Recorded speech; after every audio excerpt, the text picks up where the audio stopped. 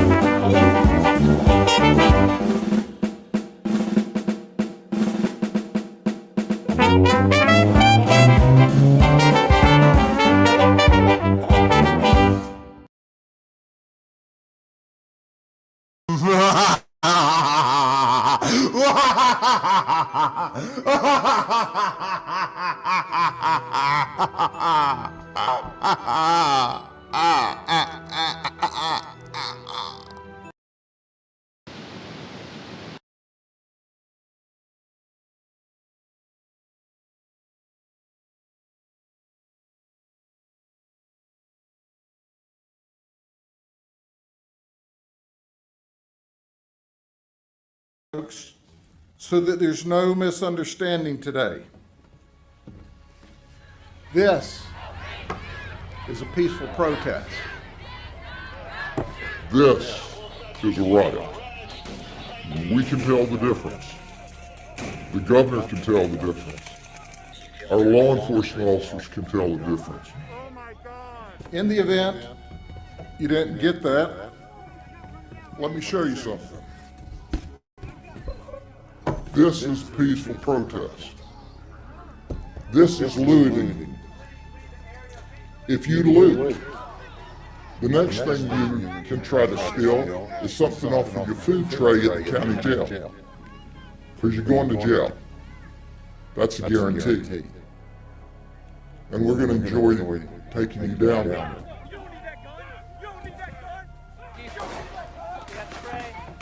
Some people are slow learners.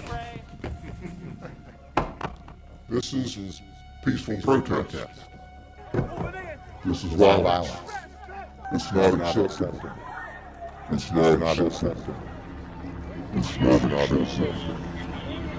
It's not acceptable.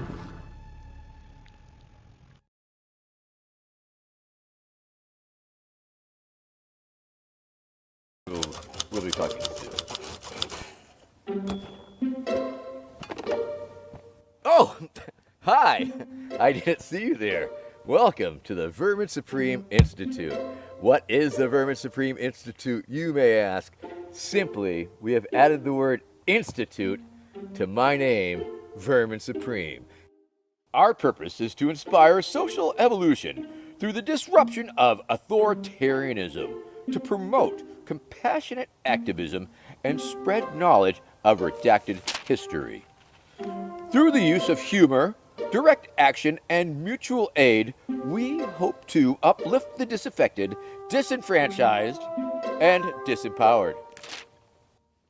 Ah! Ah!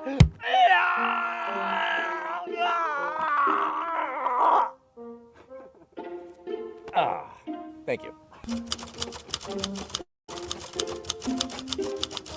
Yes, hello.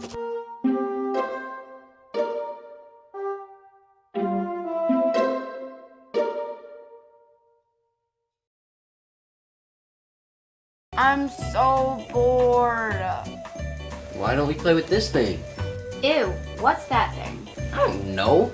Something my grandma gave me for my birthday. Lame.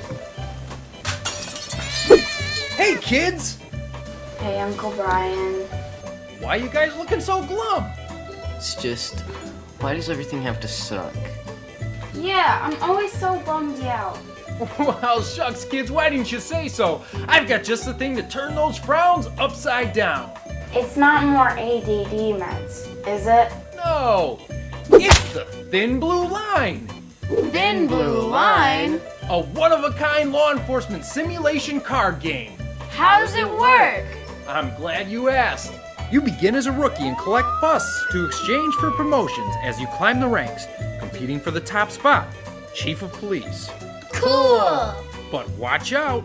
Under each promotion card is the Thin Blue Line card, which could make or break your career. I got your 6, bro! Whoever has the most promotions and points by the end of the game is Chief. I'm ready to serve and protect. We're brothers in blue. You back the blue, Uncle Brian? As long as it's from 50 feet away, I sure do, thanks to this restraining order. Thin Blue Line, the game! Not suitable for children.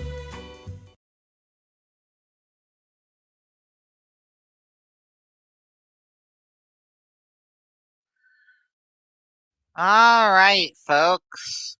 So, up next, we actually have 2 last panels for the night.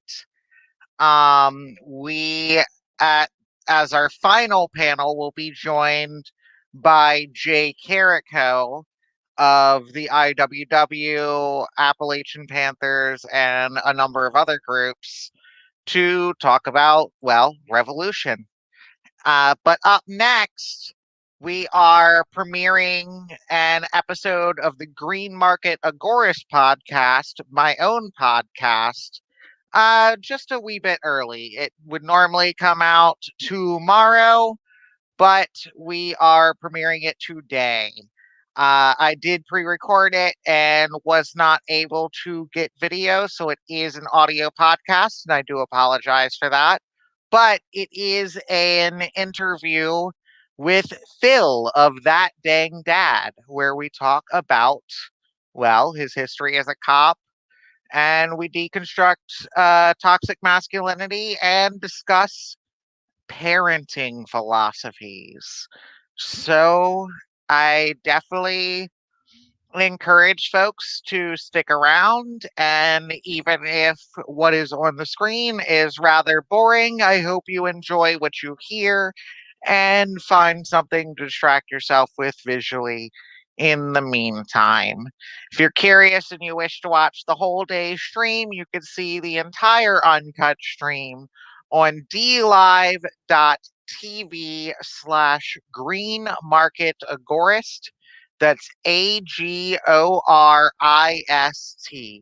dlive.tv/green market agorist. All right, let me pull up this podcast and send y'all on your journey.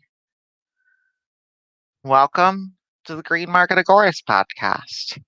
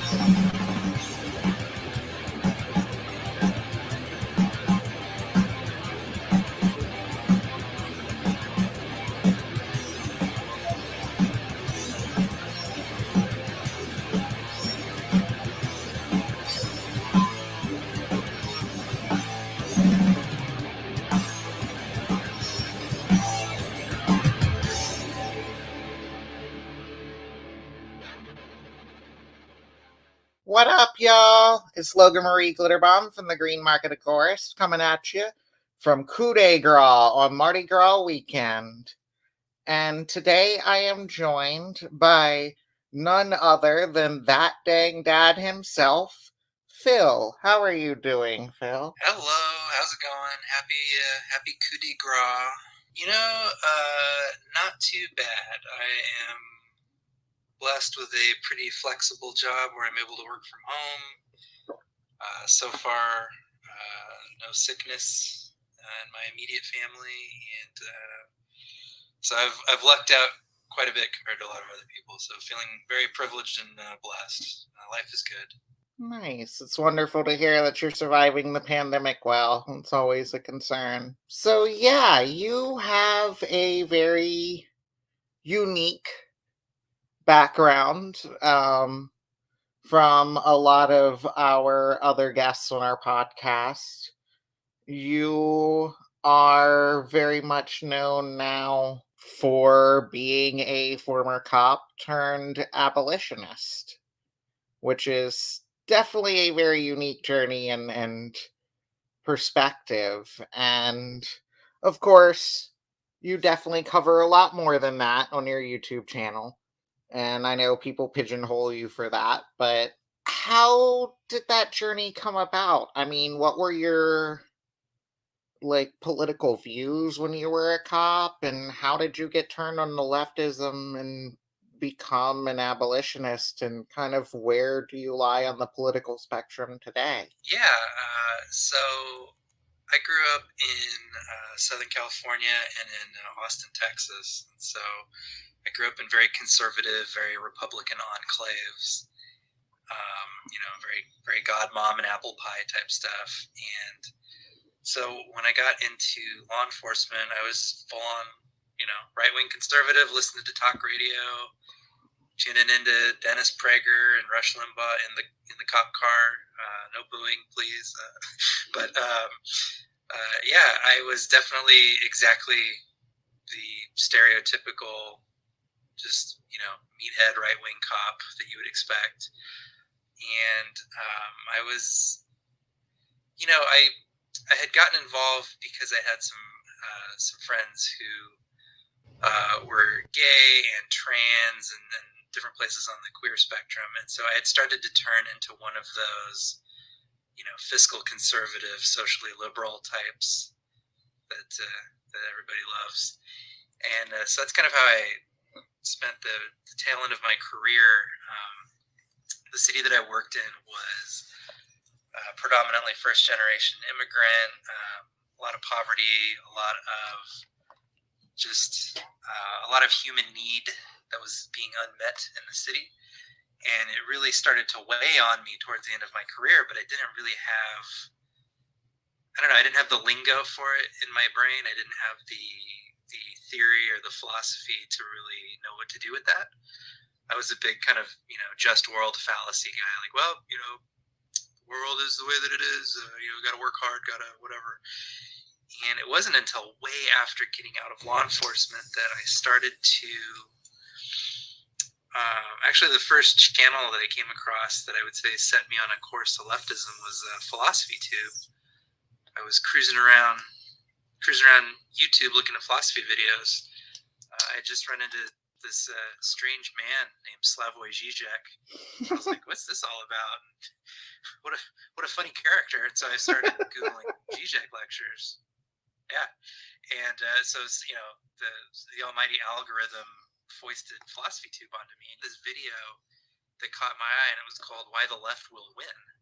And I was like, that's a provocative thing to say. And so I clicked on it. It mentioned this line from a book by Stacy Clifford Ziplican, where she's talking about communities of strength versus communities of vulnerability. Communities of strength, it's a very right-wing thing. Like, you get to join us because you're strong. You get to join us because you have these things that we can exploit. And if you're strong, we'll dominate together. Versus communities of vulnerability, where we all need the same thing. So let's band together. Let's come together in solidarity to make sure that we're all getting our needs met. And his point was that, and capitalism is increasingly foisting more and more people into precarity.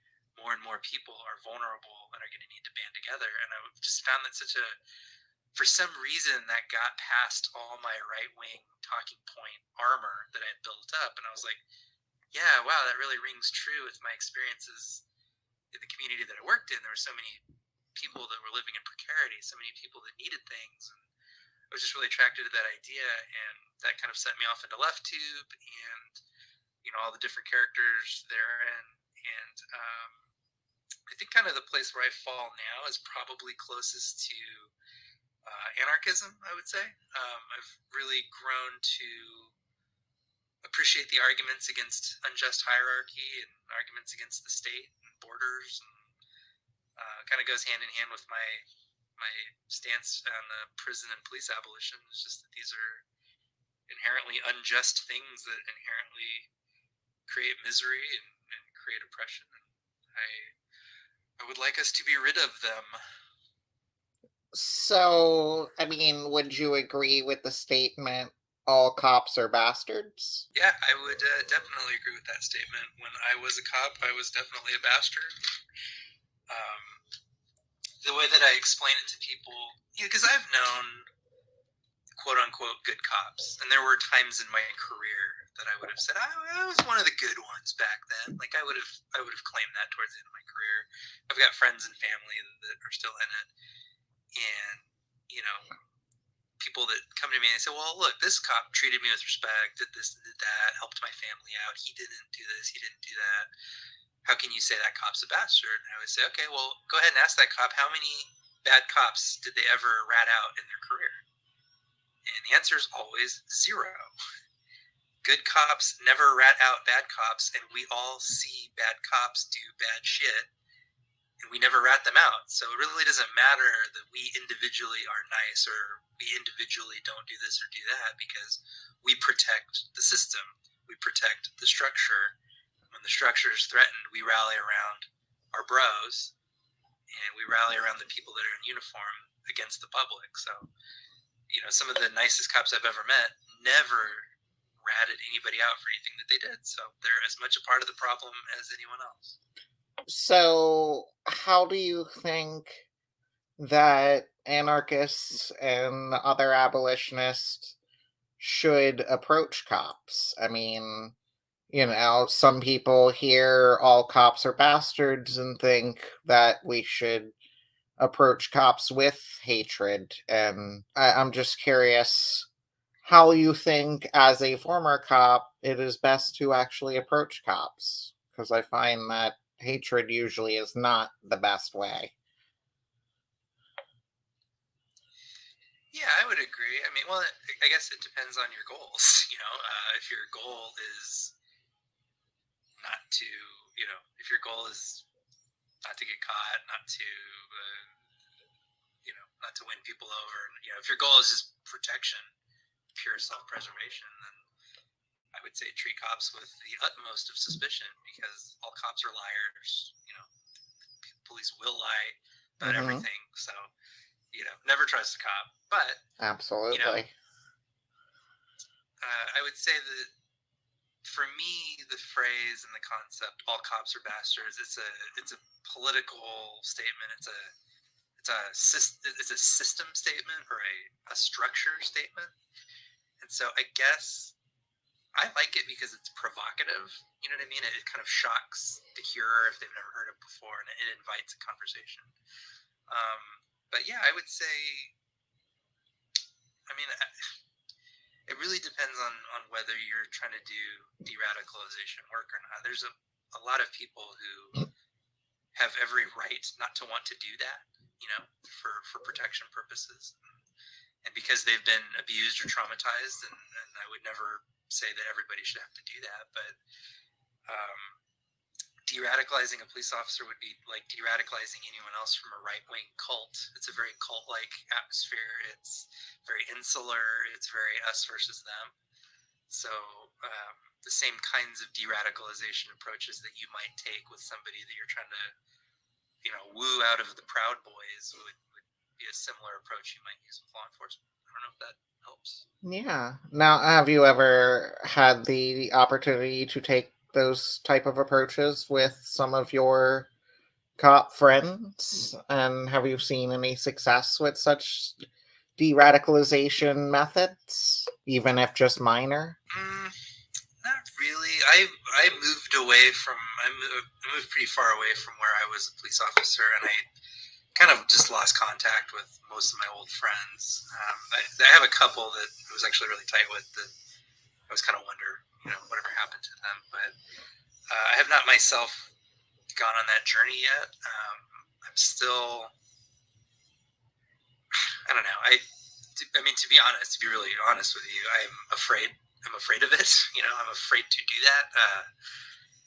There are some people that I really was really close with, and it really crushed me if they, grew to hate me because of these types of things. And so I have not reached out to them or sought them out to do that. It's completely understandable. The one thing that I try to do is, in the videos that I've made about law enforcement and about police abolition, I've done my best to make them, if not gentle, then palatable and shareable. And a lot of people have reached out to me, through the comment sections and said, hey, my brother's a cop, my sister's a cop, my mom or my dad. And hey, wow, thanks for this video. This is something I can send to them, because it's not just pure vitriol, fuck these guys, that kind of thing. That's sort of right now my, quote unquote ministry, if you will.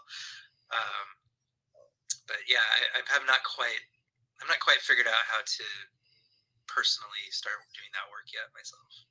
Yeah, but I think you have, in a way, with your YouTube videos, like you said, and I think that that's important. And you're exactly right in, or rather, the people who have, messaged you are exactly right in that those are videos you can show cops and former cops. And I come from a biker family, and despite, all the outlaw mythology surrounding it and a lot of the kind of dismissive attitude over certain laws, there still is a lot of respect for the cops in that culture. And so we have, family friends who are cops, and we have a good family friend who's a retired cop. And we've talked quite a bit, enough to where at one Thanksgiving, I remember when we were drinking and hanging out and chatting, and I'm open about being an abolitionist, and he's always willing to actually listen, and we pick each other's brains. And he actually said to me, he goes, "Logan, if I had to do it over again, I'm not sure if I would be a cop or not." And I would really love to, next time I get to see him, show him some of your videos and see how he reacts, because he is slowly waking up to a lot of this, and it's pretty cool to see individual changes like that. And I think people have a tendency on the left and just, anarchist and radical circles in general, to dehumanize the cops, which I think is also dangerous, because we have to remember that these are humans committing these atrocities. Um, and that this is something that we're all capable of in one way or the other. And I agree that, having done a lot of de-radicalization work myself with Redneck Revolt and the Coalition of Armed Labor and Libertarian Socialist Caucus and a few other projects, that it's such an important thing, and it actually can work. And so I think that you provide a lot of resources for those type of things, whether you're engaging in that directly or not. And so I'm really thankful that you have that. Oh, thanks. Yeah, it's interesting because, especially in 2020 with the Black Lives Matter protests, the police have become such particularly to those on the left, such a monolith of oppression. Like just kind of this faceless force, because most of them had no faces. They were wearing riot gear and masks all summer. Just this faceless army of people that were doing horrible things. Oh, but they didn't have enough masks when it came to the Capitol Hill riot, but that's a whole different story. Right. But it's interesting because I remember, like, if you can get past, when I say get past, like, when they're not brutalizing protesters, when you're just having a regular conversation, like you mentioned with your family friend, police officers, depending on where they work, have a really interesting insight into poverty and these sort of material conditions that are created by capitalism. I remember, I've told this story, I think, on other interviews before, and I'll just tell a very, very short version, but I was dispatched out one time to a call of a woman in a mental health crisis. And when we found her, she was with her 3 very young kids, and she was just in a very bad way. And we were doing our best to help her. And this isn't one of those stories that ends with violence, but we didn't have a system that was able to help this woman and her 3 kids. The systems that we were facing were either throwing the kids in foster care, throwing her in an involuntary type situation, or luckily we found family members who were able to take care of her, and we were able to resolve it that way, and everybody went home with family that night. But I remember feeling so powerless, that this woman needed help. None of us were trained to help her. None of us had the tools, the resources, the people to call. And I was sitting with the kids. They were in the back seat of my cop car just warming up, while we were trying to deal with it. And I just remember thinking, like, God, these kids are being abandoned by our system. These kids are being just left to the whims of the world. And I remember feeling so crushed by that. And I just didn't have kind of the class consciousness and the material analysis to be able to do something with that. But to your point, if you if you are able to sort of humanize and have conversations with cops, you will find very interesting entry points into talking about these types of things with them. Yeah, I mean, it's been interesting because I remember I'm a comic book nerd. My dad owned a comic shop. I grew up on that stuff. And I was at my local comic shop and I was wearing a Punisher t-shirt, which was actually one of the designs done for the creator's fundraiser that he did for Black Lives Matter in response to the fact that cops are using the Punisher logo.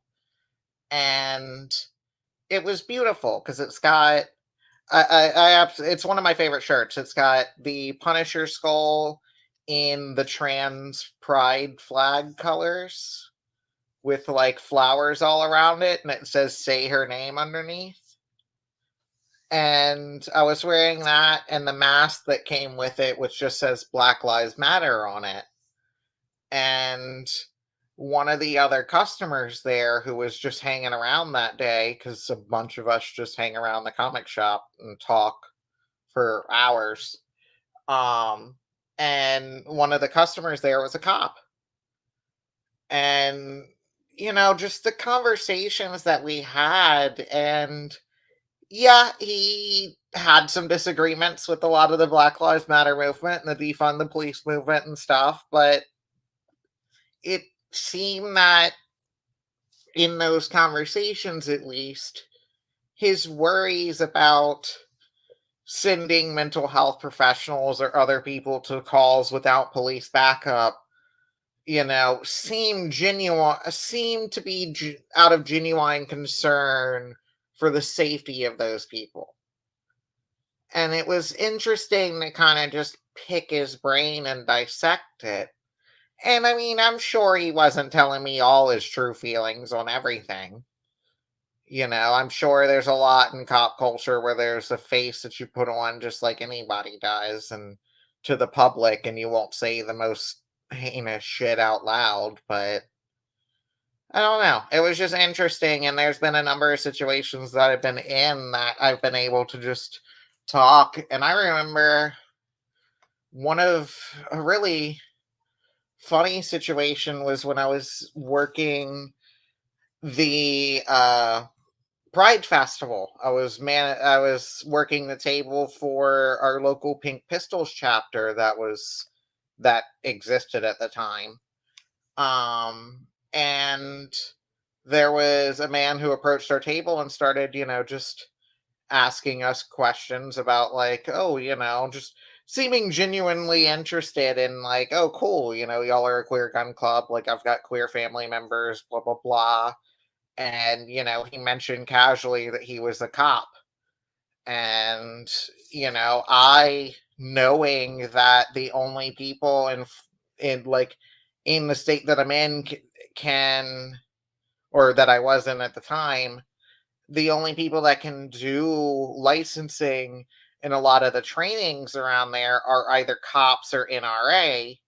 And a lot of our gun club members and Redneck Revolt and other, leftist gun clubs, a lot of them get trained by whoever does trainings. And that includes a lot of the cops because they put on the best training. So I asked the guy what kind of trainings were going on.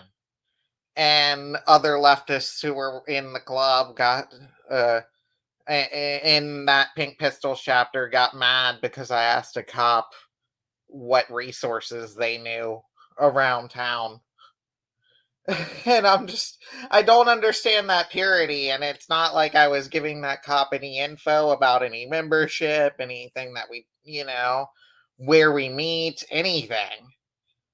And, I wasn't inviting him to join us. I wasn't, I made sure our OPSEC was pretty tight. Like, I gave the vaguest explanation of what we were as a group, like all the public facing stuff, and where we were a legal group. What was I supposed to do? Tell the cop to fuck off? That seems more suspicious. So it's just interesting how some people on the left approach cops in ways that don't always seem to be in line with their goal.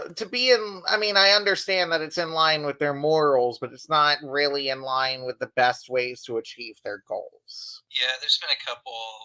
Right before COVID, I was like, oh, I should get involved in something local, and I wasn't sure what to do, and I'm 37 now, so I'm like, old and have no friends. It's hard to make friends. So I'm like, I should join something. So I was like, I don't know. I've heard about the DSA, but boy, did I get a frosty reception when I found out.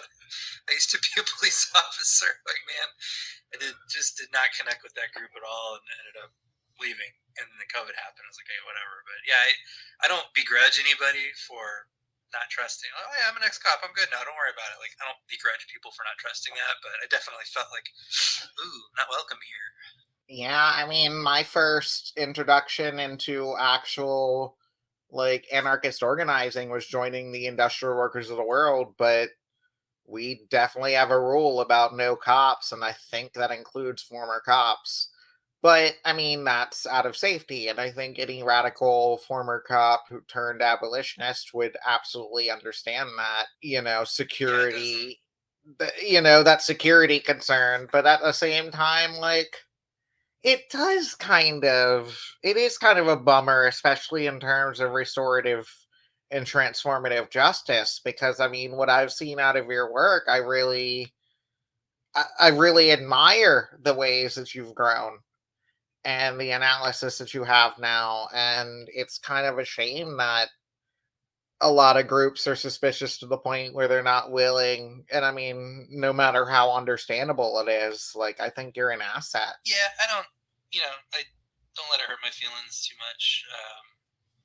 I just, I think for me, like, I have a lot of, I don't know what the word would be. I did a lot of bad stuff, and I'm trying to spend the rest of my life putting things back right as best I can. And so I'm willing to just do that wherever people have me, and you just point me if you need me to lift something heavy over there, and I'll take care of it. And I'll try not to let it bother me too much. It is what it is.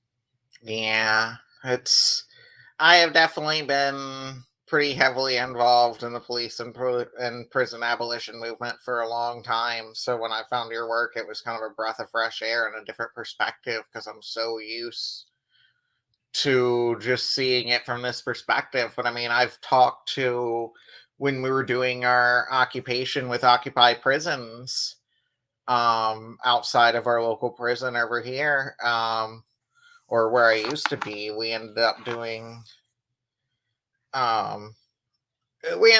about a week and a half across the street from a prison, and it was interesting. But we had it was in support of the prison strike that was going on at the time, and we had a few former corrections officers, both black men, come up and talk to us about their experiences as corrections officers, and they were telling us that they fully supported our protests and the prison strike, and and our goals to end prison slavery. We didn't have full abolition written on our banners and stuff, but they said that they talked with us about a lot of their experiences with racism, and dealing with the fact that as black corrections officers, one of the gentlemen said that he felt like an inmate in a different uniform in the way that he was treated by other officers, and he actually made friends with a lot of the prisoners more than he did with a lot of the other guards, and said that a lot of the inmates watched out for him, and a lot of the guards tried to sabotage him regularly. And the only reason he really stayed is because he knew that the other guards were worse, and he didn't want to leave the inmates with no people on their side. And it was really depressing to hear. I mean, one of the guys even had one of his higher ups like pull a shotgun on him on the day that he was supposed to retire, or one of the day he did retire. When he came in to turn on, when he came into the office to turn in his badge and stuff, the guy was pointing a shotgun at him, told him, throw your stuff down and get the hell out. Never want to see you again. And it's just depressing to hear that there's not even that type. I mean, you do hear about all the unity amongst cops. It was my first time really thinking about the other side of that and the way they're not unified. Yeah, it's funny. Sometimes people ask me, what do you agree with the idea that people are saying like white supremacist groups are infiltrating law enforcement? And I always tell them, like, I think it's the other way around. There's a bunch of cops that are just super racist, and it would not surprise me that they've joined, white supremacist groups. I worked with some cops that were just extremely, like, there's that kind of like, I don't know if it's the right way to say it, but like that kind of old school racism, like when you picture like an old racist versus like the new kind of quote unquote polite racism that is more kind of in vogue now. I mean, I work with some cops that were cops, in the 70s and 80s, and they were just horrifically racist. But we had a pretty multicultural police department, and so what it did was if you were a non-white officer, you basically had to like just take it and laugh it off so that you could be quote unquote one of the good ones, and so there's real pressure because your fellow officers who's backing you up against the public, backing you up against the gangsters and the drug dealers and all of that, so you're sort of forced to make nice with your racist fellow cop because at least they'll protect you, supposedly. But I imagine that's where the idea behind black cops sometimes being worse and more aggressive to kind of compensate for the bigotry they face to kind of prove themselves. Yeah, there's the community that I worked in was about 95% Hispanic, first generation, second generation, and undocumented. And some of our Hispanic officers were extra heavy-handed, partly to show that, hey, I'm not like them. I'm not one of those. I'm with you guys. Yeah. It's just a shame to see the kind of toxic culture that it's so steeped in to that institution that it's not just taken out on the people they police, but it's taken out on each other. And that's just, I don't understand how people think that such an institution can be reformed. And I'm surprised. Do you think more cops, like, know all this, see all this, and understand it's corrupt, but do you think most of them are resigned to it? Or do you think they think it's a good thing?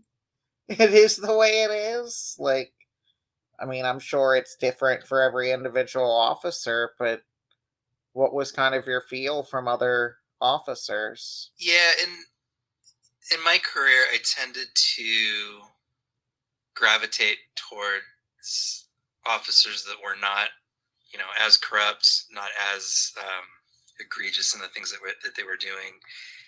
I knew guys that I worked weekend graveyards for a lot of my career, and so, after 2 a.m., you got a bunch of bored cops driving around with nothing to do. I mean, I knew guys that would hook up with girls on duty in their cop cars and stuff like that. Guys that would, make, I don't know, like make crime happen. Go looking for trouble just to have something to do. And that I tended to steer clear of those guys because they would just tend to get you into trouble and stuff like that. And so I worked with a lot of officers that didn't like that.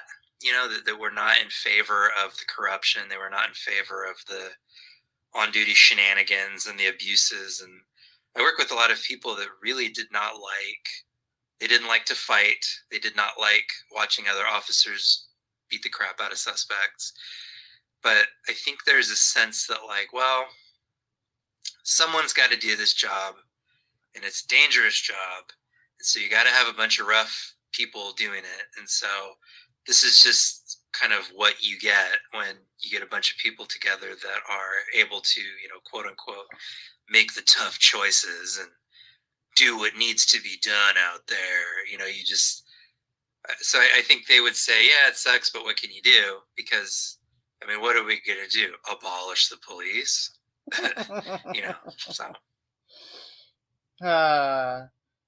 So what really drove you to the conclusion that the job you had chosen was wrong and that whole career path and institution needed to be abolished? Yeah, it's it's kind of a bummer because when my video first went viral, a lot of commenters were like, "Wow, I'm so proud of you for noticing the corruption and quitting. I'm so proud of you for seeing all that as a cop and leaving the profession."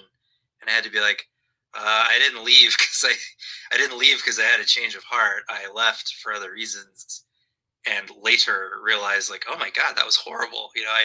I'm sorry to say I didn't.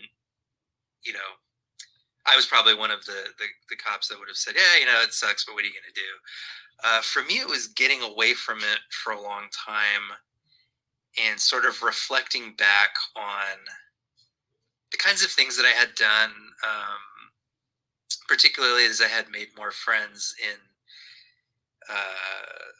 people that were poor, people that were trans, people that were Black, people that were other aspects of the queer community who'd been abused by police officers.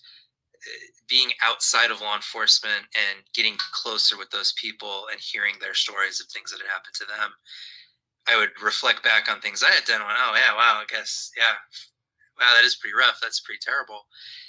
And I think for me, what really cinched it was, I would have called myself a reformer up until the 2020 George Floyd Black Lives Matter protests, when I saw protesters out saying, hey, you guys are abusing us. You are too violent. You're too heavy-handed. In my city, in Louisville, they shot Breonna Taylor. She's sleeping in her bed, and they botched, drug raid in the wrong house and killed this woman. And, it seemed like there's going to be no consequences. It still seems like there might be no consequences for the officers. And so all these protests were happening saying, hey, you're too abusive, you're too heavy-handed, you're too aggressive. And they were met with pure aggression and pure heavy-handedness and pure just cruelty from these officers. Watching all the footage from these protests, I know this stuff had happened during Occupy Wall Street. I know that this stuff had happened during Ferguson. But I think I was just far enough away from it now that I saw it with fresh eyes. And I thought, wow, so this is what we're doing to people saying you're being too rough, is being triple rough, and I was just like, this is never going to change. Like, this is never going to reform. The kinds of guys that were out there shooting journalists in the face with less lethal rounds, you're not going to put that guy in 60 hours of training and then have him all of a sudden be a model citizen again. And whoopsie doodle, sorry about that, everybody. I just don't see it. I had to be out of law enforcement for years before the brainwashing started to wear off. And so I think for me, watching that footage and just remembering the kind of cult, the cult-like feeling of law enforcement really just made me think, nah, we're going to have to burn this down and start over. And, I'm not necessarily somebody that thinks like, oh yeah, next year, if the right protests happen, we'll do it in a year. I don't know if we're going to do it in 2 years. I don't see it happening, maybe even in my lifetime. But yeah, I definitely think this can't be reformed. We've seen it even up to the Republican riots in January 6th. Like half the people there were cops, former cops, firefighters. It's like, it's getting worse. These people are being radicalized the wrong way, so I just don't think that group of people is reformable right now. You know, maybe there's a handful. I work with some people that probably you could reform, but I think they should have to reapply. You know, give an account for what they've done, reapply, and start over. So, yeah, it was all down to the Black Lives Matter protest. It was too much for me. Yeah. Speaking of Capitol Hill, were you surprised to see police officers taking selfies with protesters while, these protesters were also engaging in battles with other police and even, killing an officer?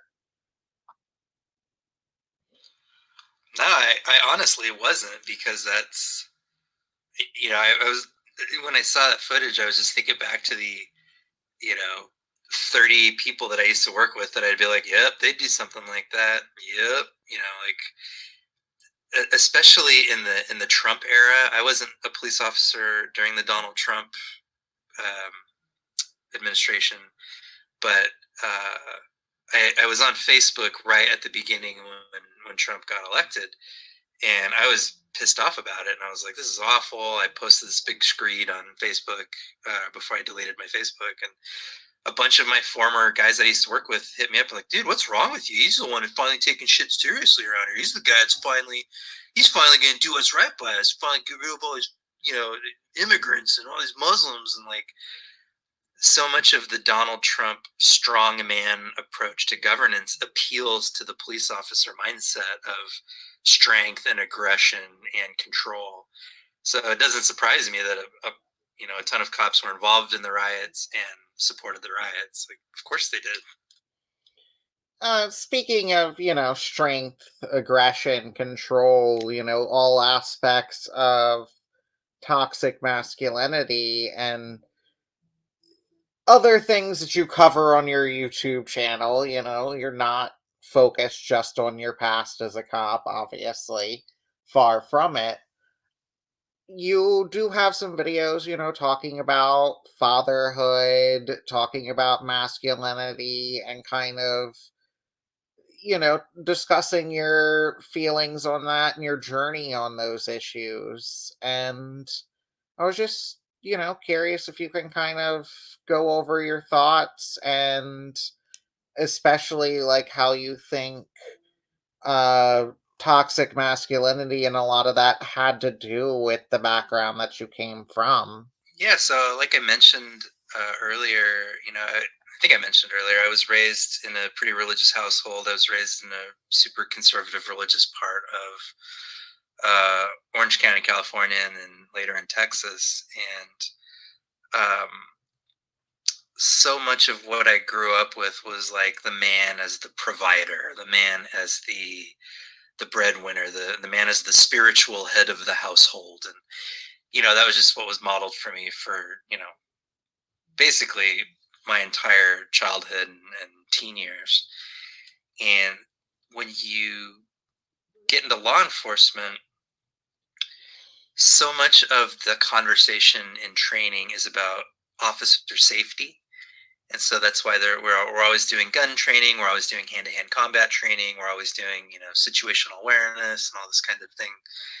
And all of my trainers that I had, they were always like, "Hey, you got to be ready at a moment's notice. These people are animals out there. They'll try to kill you anytime you let your guard down." And so it was really drilled into you during training that you had to be ready to kill at any given time. And so a lot of the lessons that we learned and a lot of the patterns that I was taught, the kind of, the thought patterns that I was taught in law enforcement are about being strong and being tough and being, mental toughness and not hesitating and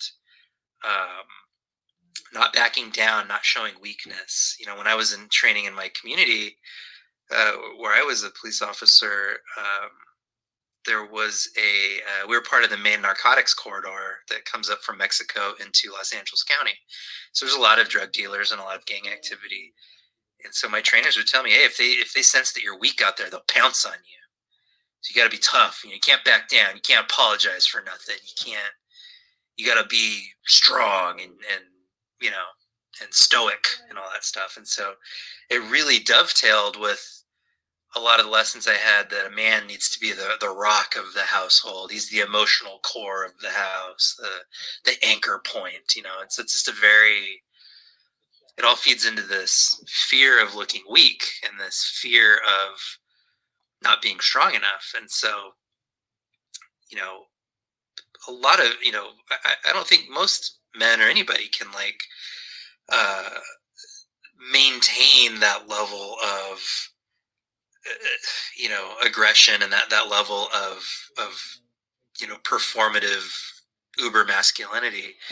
You know, there's a lot of insecurity in law enforcement because there's a lot of insecurity everywhere. I think a lot of us all the time. I'm insecure. I'm starting to realize now that I've been super insecure my whole life, and it's caused lots of toxic behaviors that I hadn't really thought about. But particularly in law enforcement, when you're feeling insecure, you can't show it. You know, you can't ask for help. You can't back down, and so you have to turn it up. You know, when you're feeling insecure, you have to ramp up your performance of masculinity, and so that's why you see, you know, that's why you see officers bragging about beating people up, bragging about you know, killing people, and being performatively cruel. I'm willing to bet that a lot of the officers that were doing these horrible things during the Black Lives Matter protests probably felt pretty awful, probably felt pretty scared. And I think a lot of those officers felt fear and thought, well, I can't show that I'm afraid, so I better just start swinging my baton until something happens. And it's awful. It's a prison. You know what I mean? It's extremely damaging for the people that are involved in it, and they are, and I was shielded from having to recognize that damage and think about that as damaging. And I'm still dealing with negative thought patterns and sort of negative impulses from all of that, you know, many years after the fact. I still can't get some of these patterns out of my brain, and it's I hate it. You know, I don't like that it's inside me, and it's got to be even worse for people that have been on a lot longer than I have, you know. Yeah, I can only imagine. So I imagine that also does, dovetail into a lot of the stuff you discuss on, parenting and fatherhood and kind of how you raise your own kid and, the differences that, in methods that you raise your kid versus the ways that, you were raised and whatnot. And I'm just curious, like, how do you explain these types of things? These types of bigger messages, like uh, uh explaining toxic behavior or explaining, police are bad. Like, how do you explain these things to kids? So my daughter she'll be 2 in a couple months, so I haven't had to explain it to her yet, which is good because I don't know. You know, I think about it all the time. Like, I have family members that were in law enforcement and are super proud of it. So if she goes over to their house for a holiday, someday after after the pandemic is over, she's gonna see a lot of like pro police crap all over their house. And daddy's police crap is gathering dust in his closet because he tucked it away. He doesn't look at it anymore. You know, it's I don't know. I don't know exactly. You know, I don't know what's the right age to start going like, well, honey, you see, there's different power structures, and unfortunately, absolute power corrupts absolutely. And I think you'll find, I don't know what's the right place to introduce that to her. So I think for me, we're starting out with raising her to just be empathetic and compassionate and just to think about how other people are feeling. I think that's where I can start with her, is to say, okay, look at that person over there. Do they look like they're having fun? Do they look like they're sad? Do they look like they're happy? What do you think about that? And how would you feel if you were doing what they were doing? And things like that, and sort of training that empathy, because I think that's what cracked my shell coming out of law enforcement and spending more time with people in different communities was learning that empathy for people, you know, there's an incident that I recall where to make a long story short, I was ordered to arrest a 70-year-old woman who didn't speak any English because she was quote unquote stealing garbage. And the city council had put a no tolerance policy on stealing garbage because the waste management company was threatening to fine the city. And so, of course, we had to pass that punishment all the way down to the homeless population. There's a 7-year-old woman, spoke no English, and my sergeant forced me to arrest her for this zero tolerance policy. And I didn't have a Spanish-speaking officer with me at the time, and so I had to just take her to jail, and I couldn't explain to her what was happening, and she didn't understand because she was rummaging through the trash. And she'd been doing it for, years for all we knew. And like when I think about that, my empathy drive now is just like, God, that must have been terrifying. It's late at night, you're in your 70s, you don't speak the language, and all of a sudden there's all these lights and sirens around you, and you're being arrested for trash.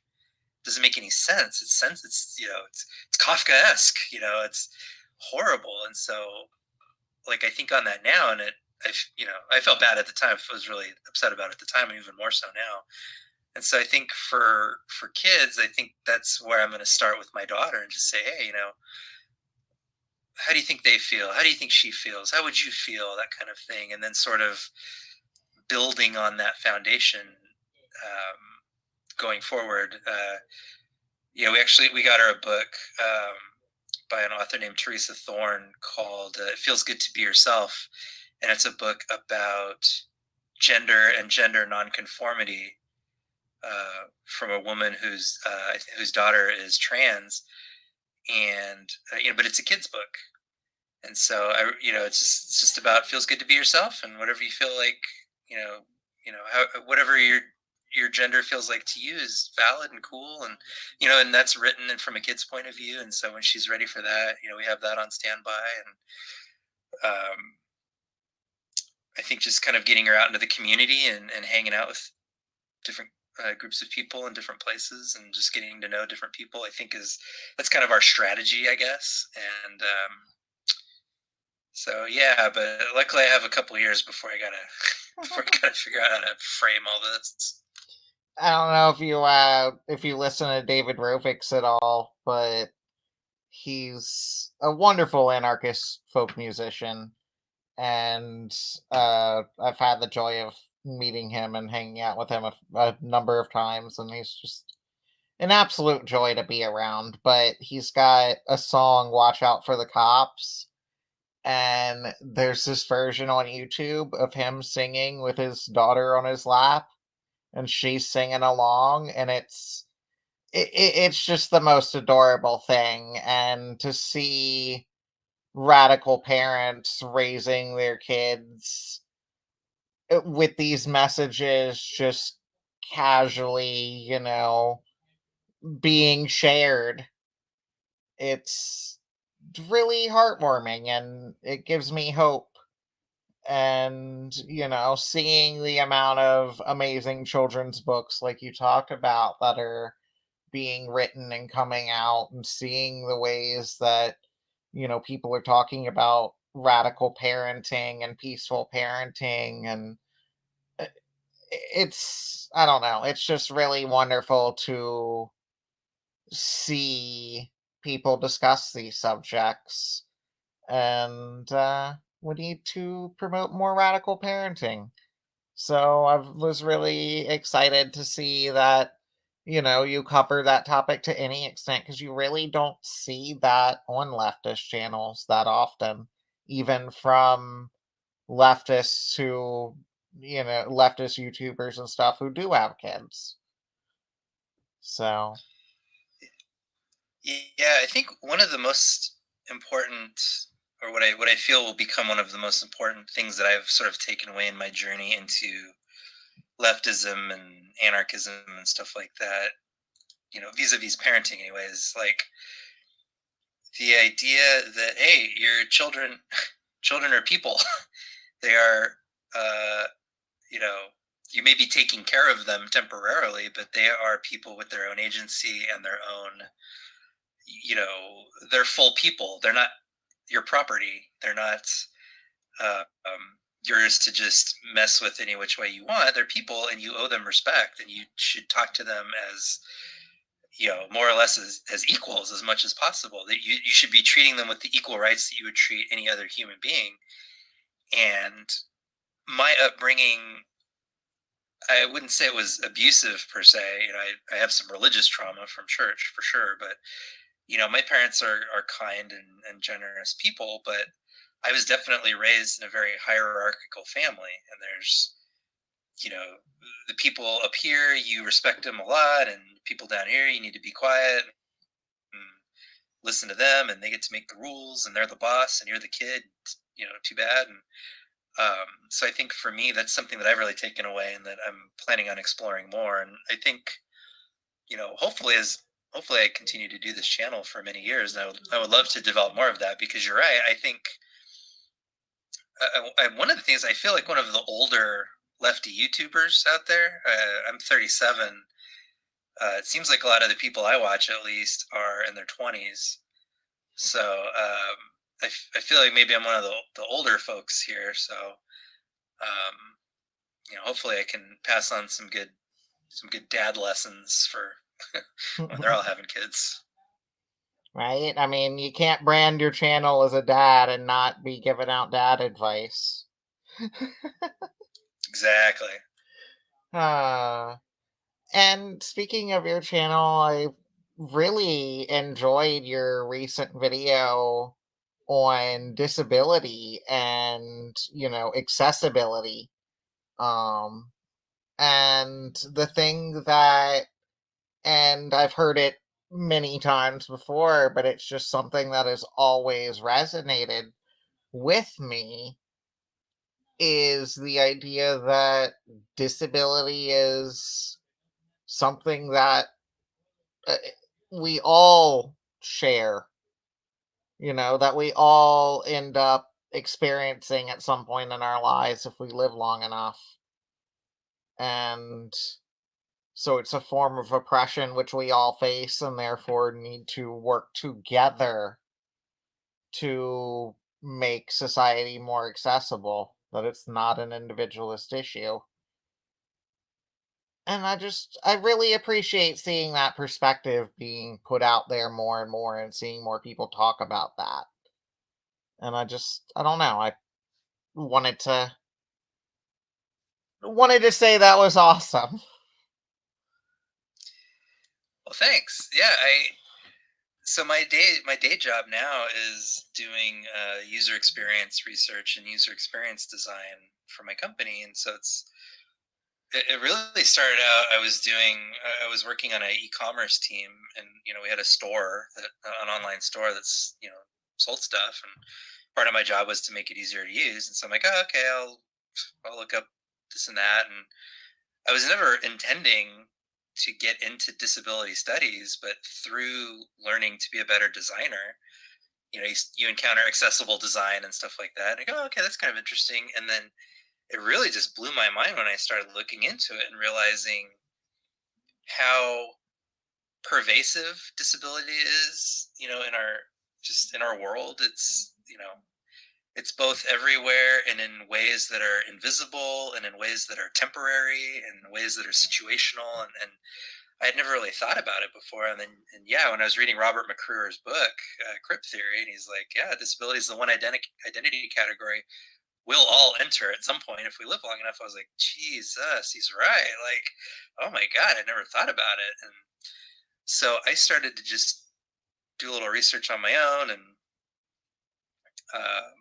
just trying to hone my own skills on it for work. And then met a lot of really great just friends and people in the leftist community that are disabled, and disabled activists and things like that. And I'll tell you, I'm really proud of that video that you're referencing that I just did, but I'm really bummed out because one of the comments that I got a lot on that video in the comment section was people saying, thank you for making this. I don't see this on my leftist YouTubers very much. So it's really nice to see that you talking about this. I'm like, how is that possible? I feel like I'm a newbie to leftism. I feel like I'm the new kid on the block around here. And so many people just said they are not seeing themselves represented. They're not seeing their issues taken seriously. They're not seeing their participation being prioritized in leftist spaces. And I'm like, this is horrible. Like, if we can't get accessibility right, what hope is there, right? Like, if not us, then who? Who's going to do it? Yeah, I mean, ableism is still fairly prevalent even in leftist communities. And sometimes, it is just a matter of not having enough resources to deal with certain things or not being conscious of certain things too. Like I try and keep my stuff as accessible as possible, but me being disabled and not having the spoons or the resources to pay, other people to help with it, like I don't have my media nearly as accessible as I wish it was. Like thankfully we just got brought on to the Center for a Stateless Society's podcast lineup. And so working with them, they use like a program that automatically transcribes all their podcasts and stuff. So I'll hopefully be able to have my podcast finally transcribed and things like that. But it's one that it takes a lot of effort, and because of that, and because of how stretched thin we are, it's as a community, it's something that often gets ignored, it seems, despite the fact that we have so many disabled comrades. Yeah, and that's something I run into at work. I commissioned an accessibility study for that website that I was working on, and came back. I had a huge budget for that. I spent $40,000 on this disability study. Which is not peanuts for the company I was working for. And came back with this huge stack of like, hey, here's the critical issues, here's the kind of critical, here's the whatever issues. And years later, much of that has not been touched because it's like, well, we'll get to it when we have the time. When we have the priority for it, we'll get around to that. It's just there's some other higher priority stuff on the list right now, and it's just like, oh my god, like, jokes on them if they don't do these things and we get sued. It looked pretty stupid that I had a whole study commission nobody did anything with, but. Why even pay for the study commission at that point if you're not going to put the results to use? Yeah, seriously, like might as well make good on that investment. Yeah, I mean, I understand the, not wanting to spend money on the cost that it would take to deal with those things. But at that point, if you didn't want to spend the cost to deal with the problems, then why did you pay for the study to figure out what the problems were? But that's capitalism for you. Business. Yep. Yeah. So anyways, what's in store for the future of That Dang Dad? I've been thinking about that myself. Finally, I've kind of finished with my, at least for now. I feel like I've done a pretty good survey from my perspective of abolition and why I'm an abolitionist and why I think it matters and why my experiences in law enforcement have made me believe that abolition is the way to go. I feel pretty pleased and proud of the work that I've put together so far. Like I look at it and I go, okay, to me I feel like I've created a complete set for me for now, and so I'm pretty happy with that. And so I wanted to get this disability video done. I've been sitting on this one for a while, and so I'm kind of not sure what to do next. I've actually been thinking about getting into streaming, although I don't necessarily want to do like a talk radio channel like a lot of other people are doing, or a video game channel, and only because they're doing it better than me. And I was like, well, I'm not going to bring anything new to the table there. So, but I I think part of what I find really interesting right now about online organizing is how communities are forming.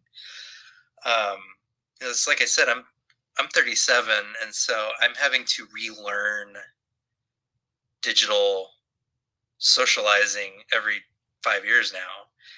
And so, I'm just now starting up a YouTube channel, and I've just now got about a year and a half of YouTube under my belt.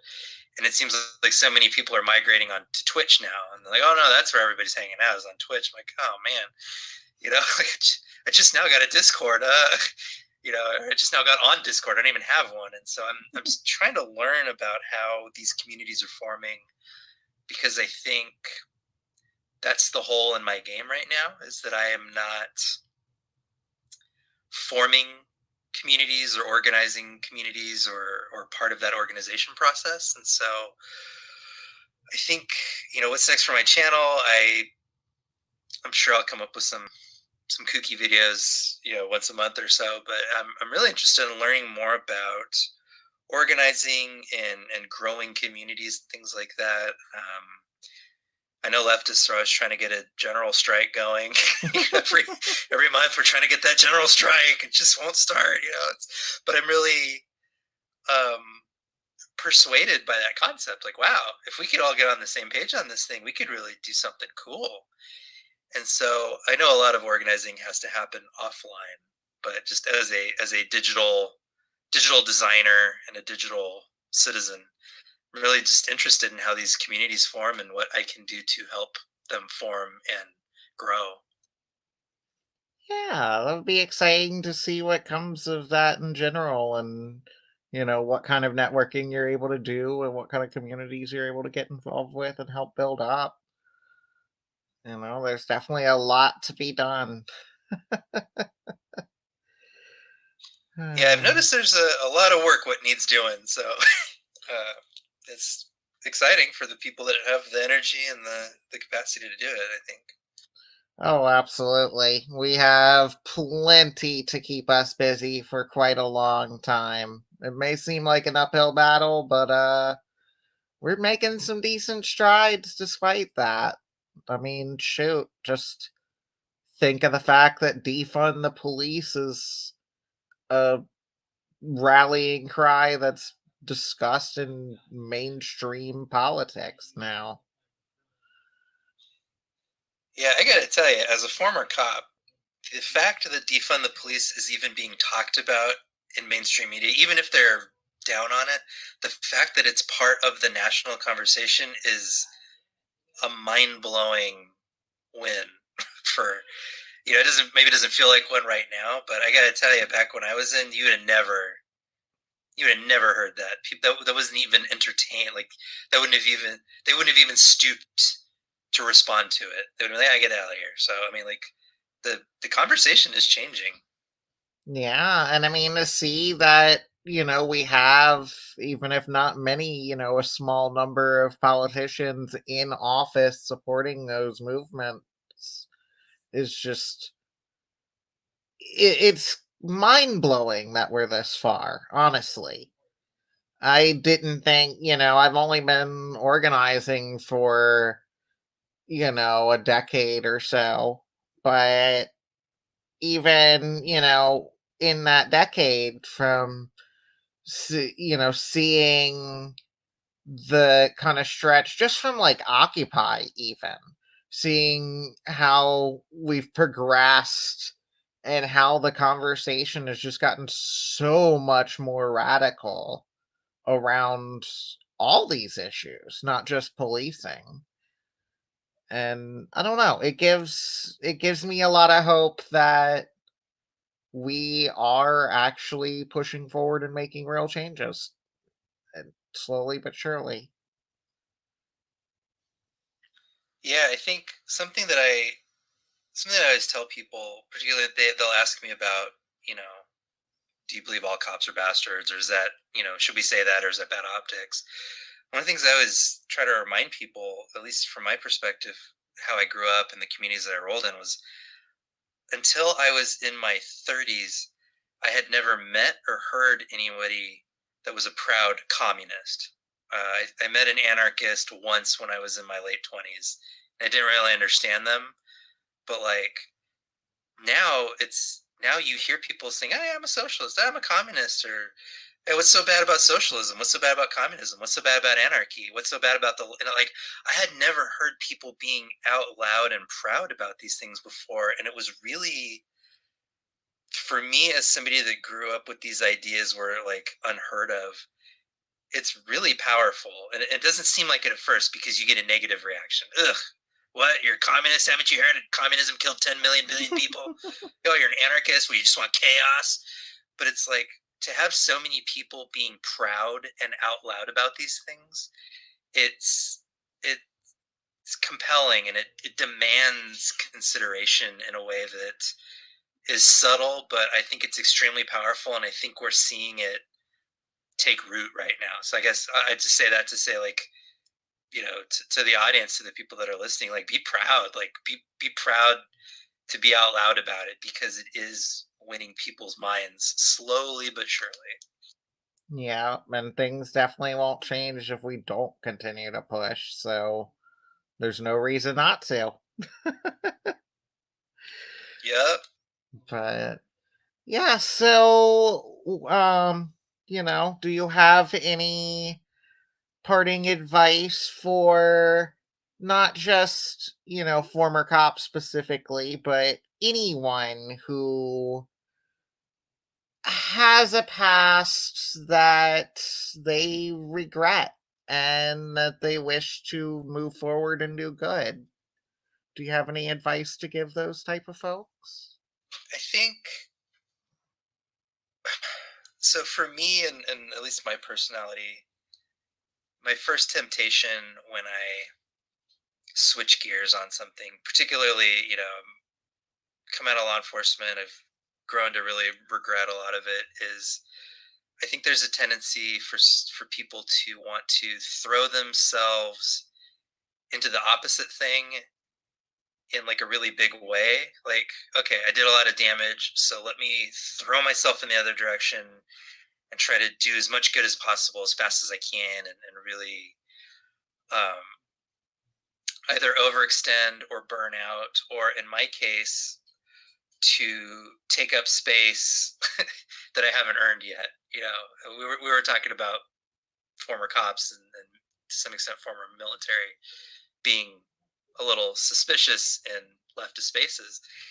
And I think I said, it doesn't hurt my feelings, because I know that right now my job is to help out and to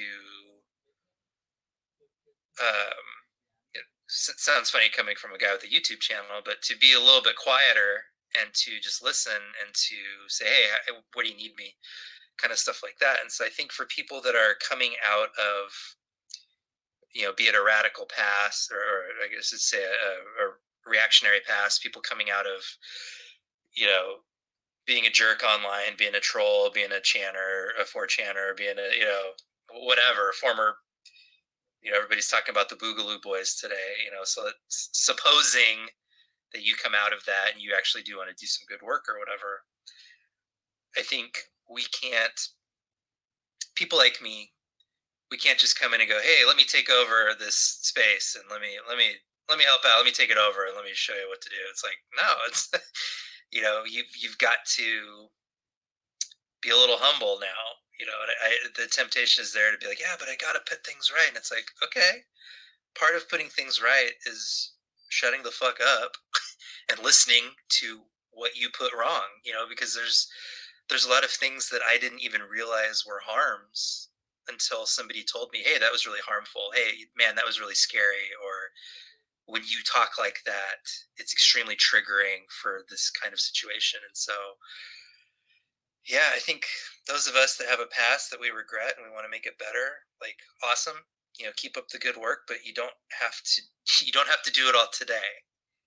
You can start slow, start small, and yeah, don't burn out, don't take over a space, and just I guess my real advice would just be to ask people, particularly the people you've harmed, if that's who you're talking to, or if you've harmed a community and you're trying to undo that harm in that community, ask the people in the community, what do you need from me?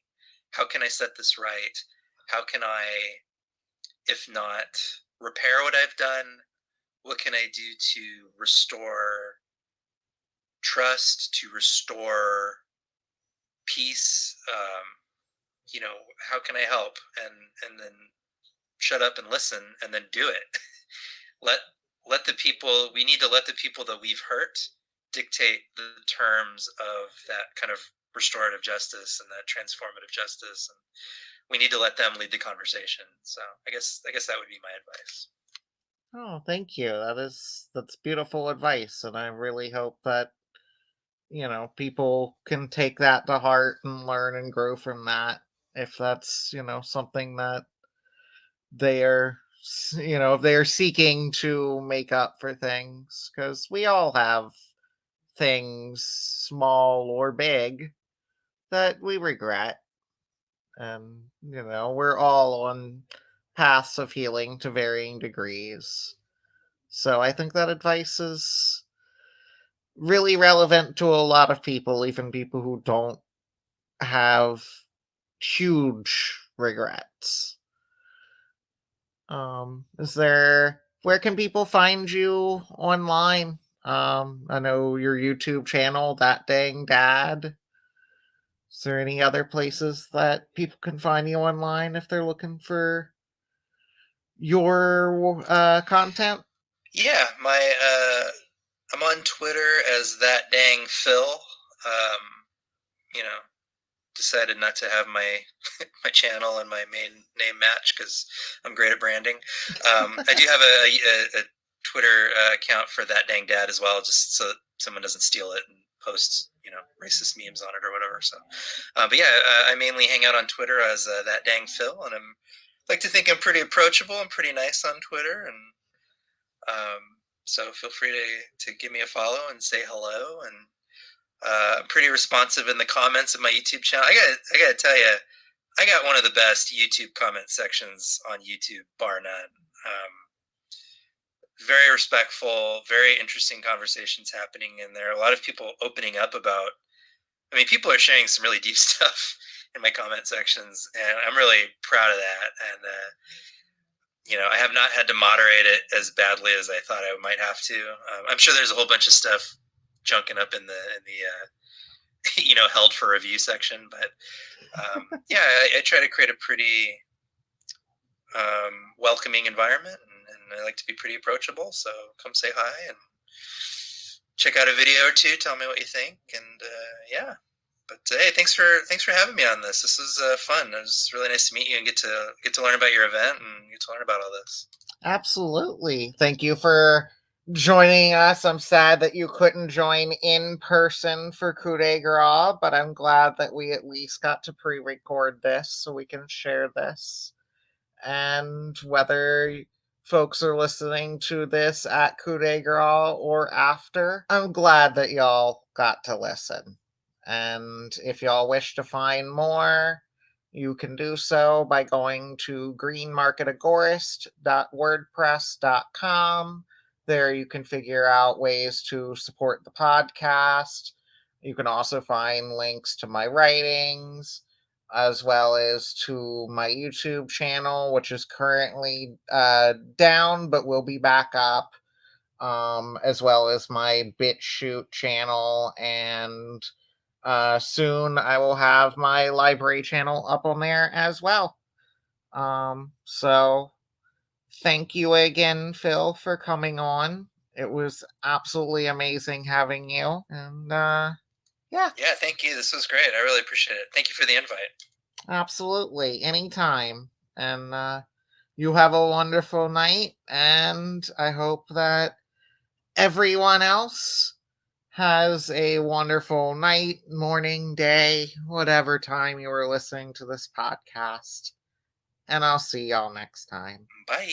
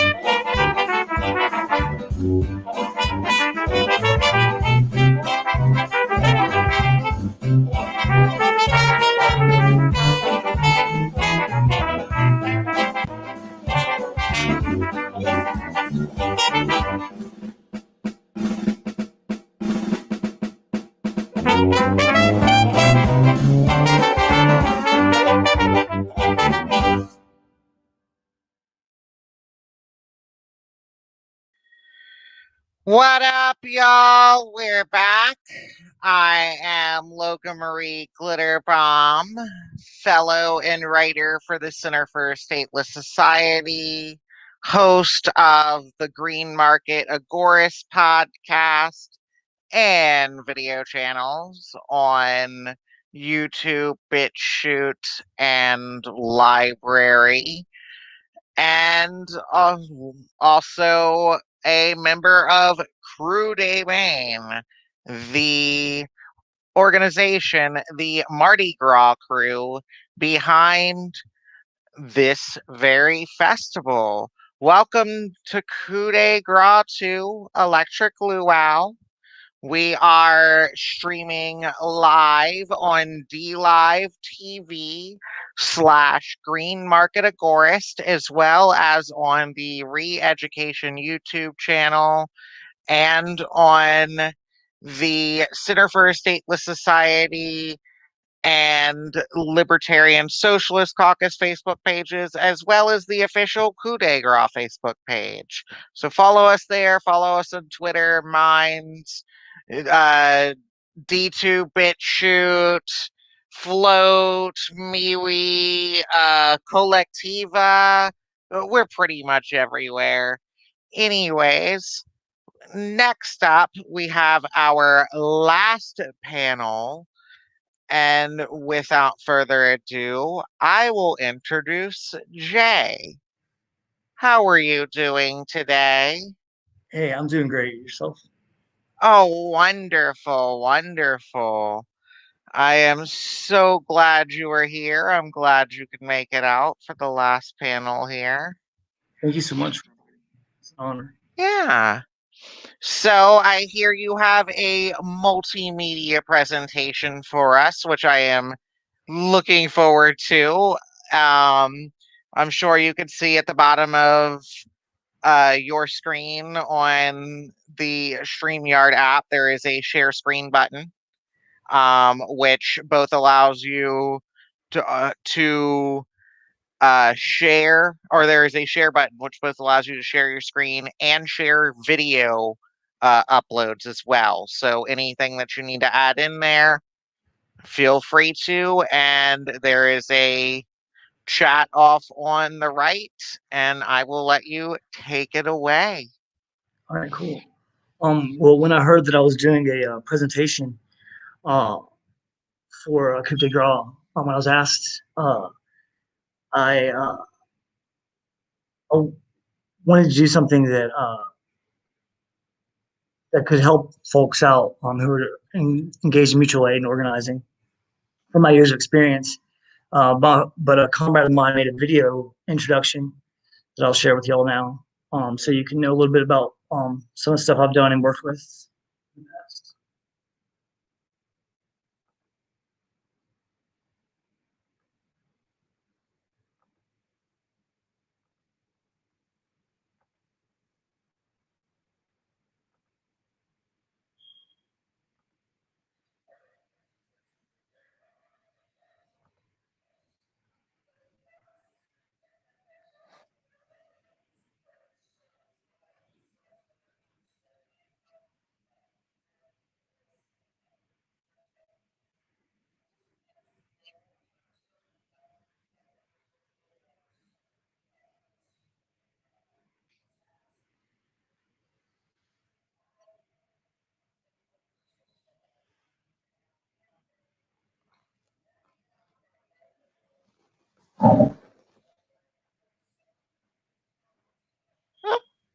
Looks like you need to rewind it. It just got added to the screen.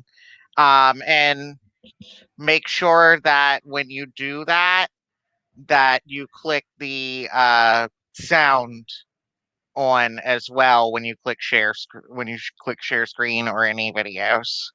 Okay. But yeah. Is the sound not coming through? It doesn't sound like it on my end. All right, let me try to do it. Yeah, exit out of that and then click share screen again. And when you click on which tab to share, which it should allow you that option, at the very bottom, on the bottom, you will see a checkbox that says, I think, allow audio or something similar. And click that. And then, yeah. And whenever you want to actually share it on the bottom, you will see right after where you see yourself in the lobby on the bottom. You will see all the video contents, and you should be able to click share screen or you should be able to click share yourself on that or add to stream. I think I see where I messed up. I didn't click that box. Thank you so much. Yeah, no problem. Thank you. Thank you. I'll just start from here, I guess. In general, I want to connect y'all so he can also speak. Public doxed anti-fascist, and anarchist. Well, this is all self-made. This is I basically got a head with this, and then I got this thing strapped over here, just in case. I'm not trying to start anything by any means, but there have been many organizers and many activists who've been attacked. I got a hold of Richard Spencer's phone number, and I put it on Facebook. And after that, I got a call from some Nazi alt-right. There were several different, it was this conference call, and they called me and they started putting me on different alt-right message forums and different message boards.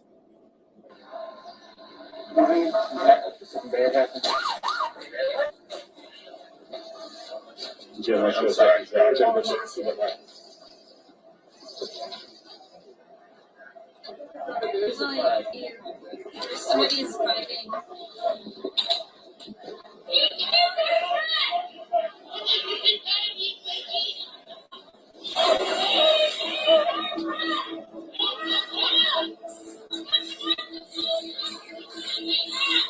John ended up with just a few scrapes and bruises, but apparently the guy that attacked him was a little worse off. I guess they ended up having to airlift him to a hospital in Nashville to further tend to him. All I'll say right now is that we're both under arrest. But it wasn't his fault, right? No, he defended himself. He got arrested.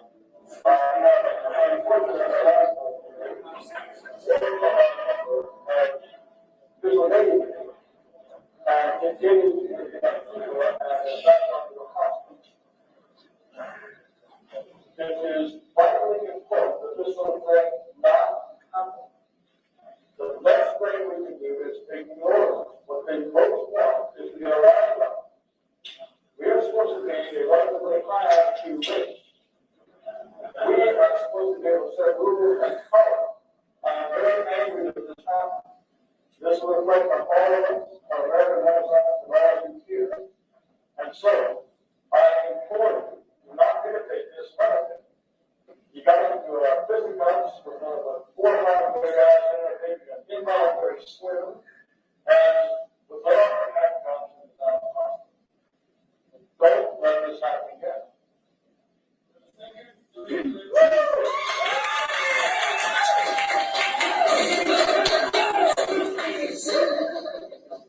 I'm happy with how things turned out. John Carrico believes violence is a tool that is necessary to Antifa.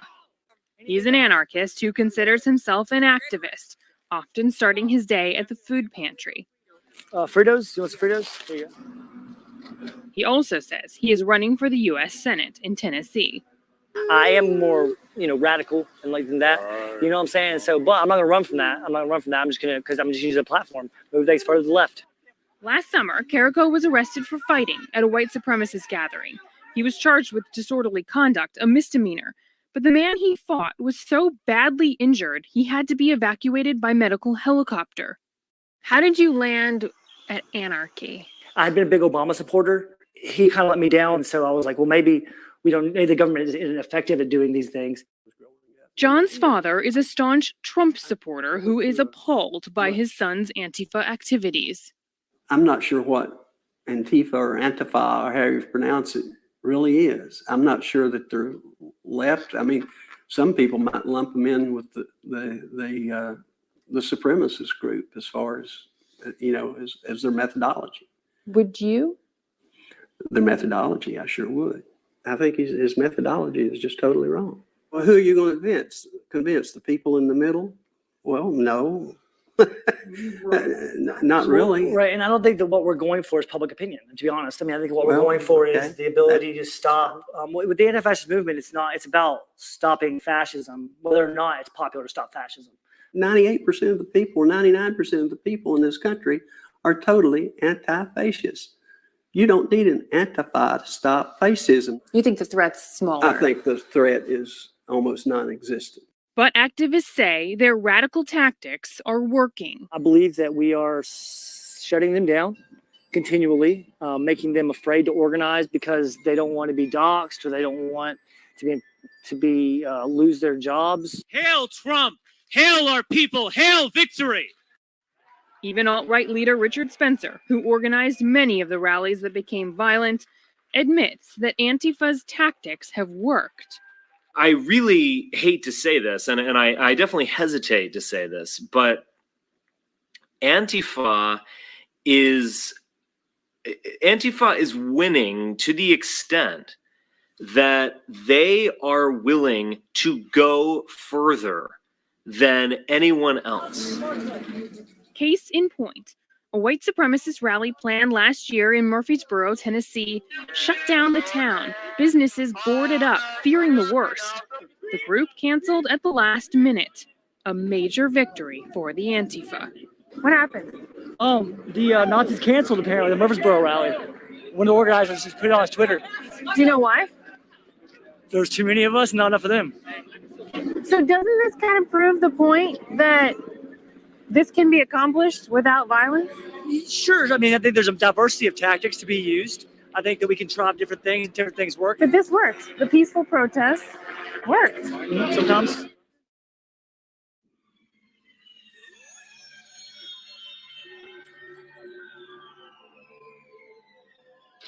A specter haunts the 2018 election cycle. That specter is Carrico seeks to undermine our youth's respect for authority through programs like Kids Out of Cages. This leads to entitlement. They want to sabotage our business models with so-called workplace democracy, pay ratios. But they can't hide what they really need. Worker supremacy.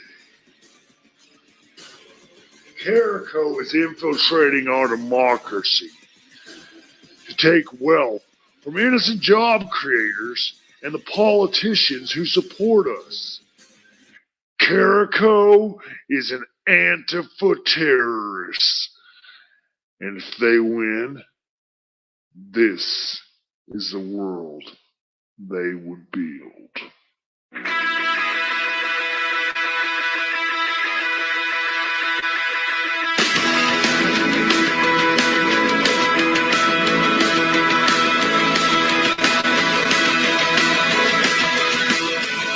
So this November,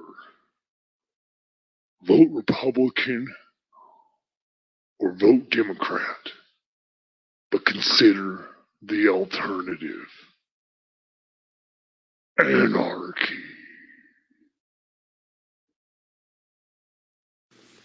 We, the people, are divided. And so many times, we critique those who have no more power than we do, rather than question the legitimacy of the institutions which control our time, labor, and resources.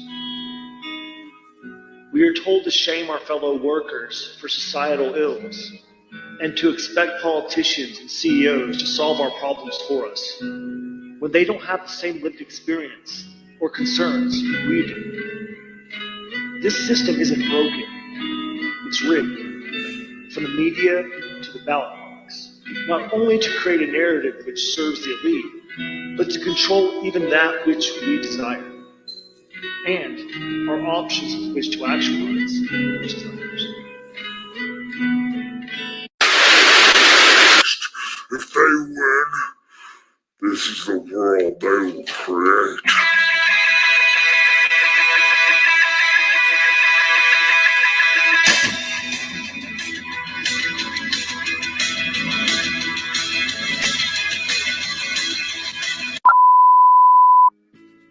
The solutions won't come from the apparatus which oppresses us. They will come from community-led initiatives to inform, organize, sustain, dismantle, and resist, without asking for permission from illegitimate and arbitrary authority. This revolution is already underway, and we invite you to join us in an electoral, direct action, senatorial infiltration campaign set to take democracy outside the ballot box. My name is James Carrick. Don't just vote. So this November, vote Republican or Democrat and consider the alternative. Anarchy. It is my absolute pleasure to introduce my comrade who is fighting with a team of brothers and sisters in Bradley County against injustices in jails, Mr. J.M. Carrico. Give him a round of applause.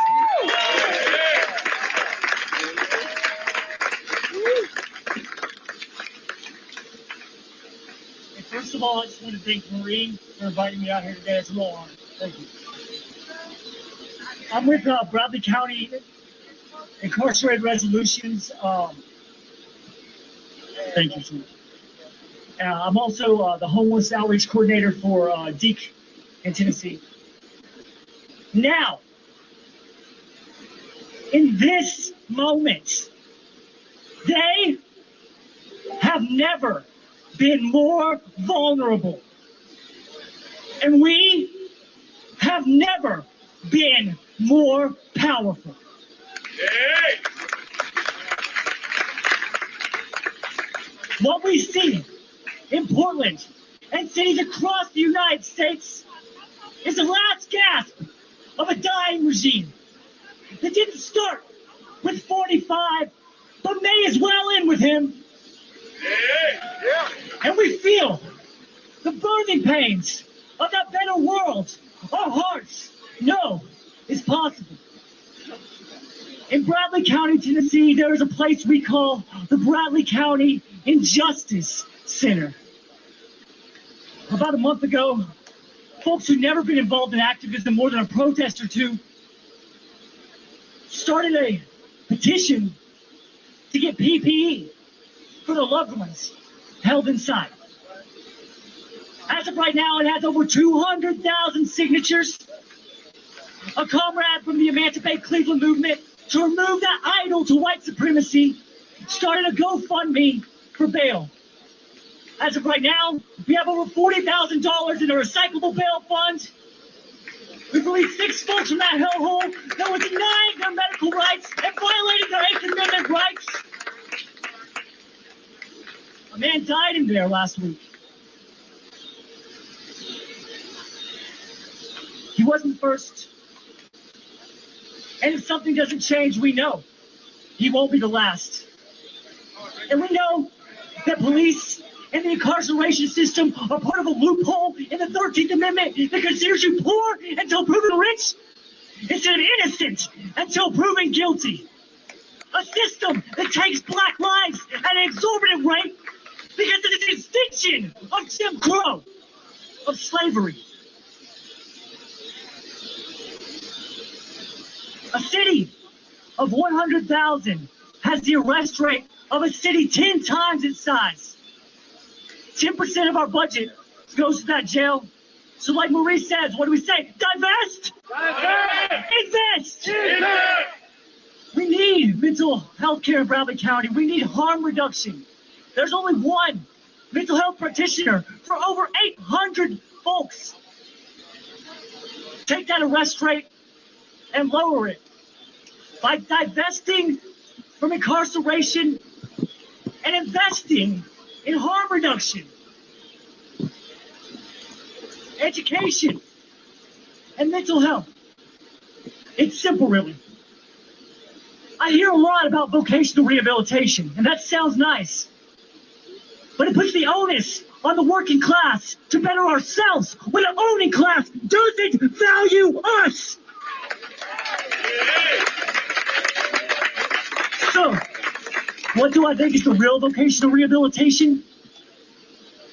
I believe that that looks like a living wage, an end to prison slavery, and at this moment of pandemic, hazard pay for essential workers. In my time, over the last 10 years, working in prison abolition, labor organizing, and anti-hate work, I have never seen a more opportune time for revolution.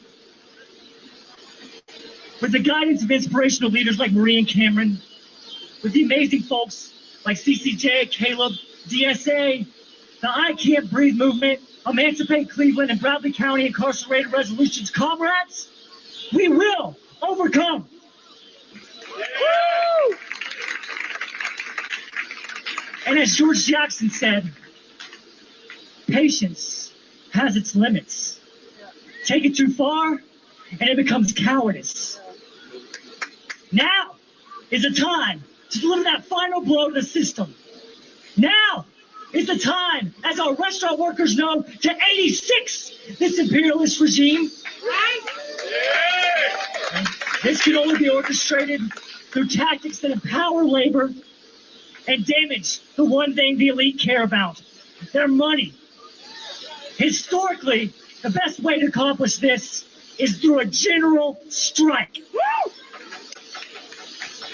We can cut out the middlemen of Wall Street and Washington. We can create sustainable network communities in our neighborhoods from the ground up. We can take power in our local governments to put democracy into the hands of the people and beyond the ballot box. We can inform, organize, sustain, dismantle, and resist because we know that they say blue lives matter, but they don't give a damn about the rest of the working class whose job is to be lapdogs for the rich and the powerful. We know they say all lives matter, but all lives can't and won't matter until Black Lives Matter. We know none of us are free until all of us are free. There are some major changes that must be made and won't be made until we have control over our workplaces and our resources. They have never in history voluntarily ceded this kind of power to the people. We are about peace, but we will defend our hard-fought gains that we have wrestled from the hands of riot cops, fascists, and tyrants. Now is the time to embolden each other and stop emboldening their system by developing programs that meet our needs and render them irrelevant. Now is the time to decolonize this empire.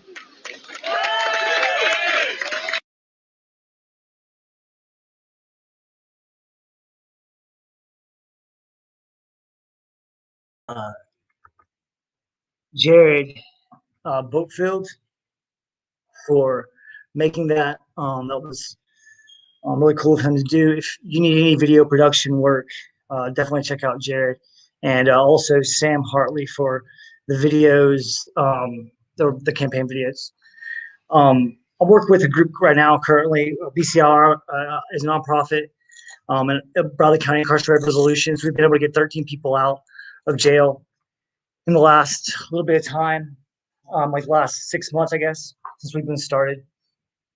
And we've also worked with a group called the Appalachian Panther Party under the guidance of Lorenzo Campbell Irvin, Cameron Williams, and other descendants of or members of the original Black Panther Party, and other organizations such as Chat Labs, Chief Farms, the Automotive Free Clinic. Chief Farms provides farm fresh food to community through delivery services. Automotive Free Clinic allows basically allows you to pay wholesale for parts, and that's like a 75% discount. And the labor is pay what you want, and usually people pay about 90% because they're saving so much on the parts. And it's it's a good way to cut out the middlemen.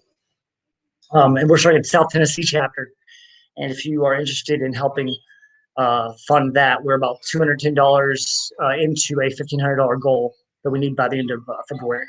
So if anybody can help with that. And so as for the rest of this, the Chat Labs is a place that has tech equipment, like millions of dollars of tech equipment that people can engage with and learn and use. And it's a nonprofit. So we're working with all of these things. We're being hands of these organizations. We're doing mutual aid every week. We're having general assemblies in our area. And we have a Discord. It's about 60 people. And if you're interested in that, definitely join up with, hit me up. And I'm on Facebook as JX01. It's JAE space EX no one. Hit me up even if you can't get on my friends list. Just message request me. I'm also comrade #1312 on Discord, so that's pretty easy to remember. But I'm going to go ahead and get into the rest of the presentation. Thank you all for allowing me to be here, and thank you for watching. What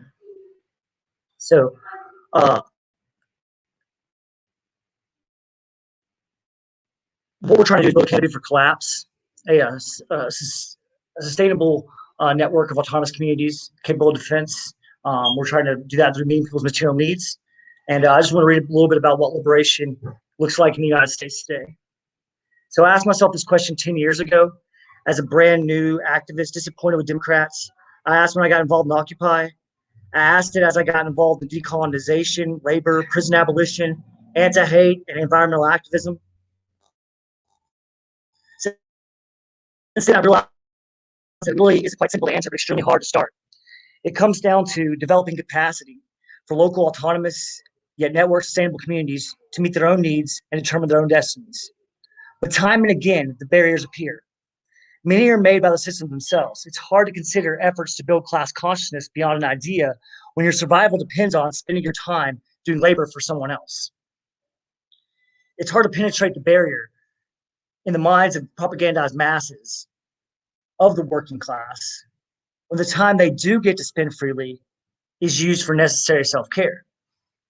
It's hard, it is my posit then that free time has become the ultimate commodity toward developing revolutionary potential.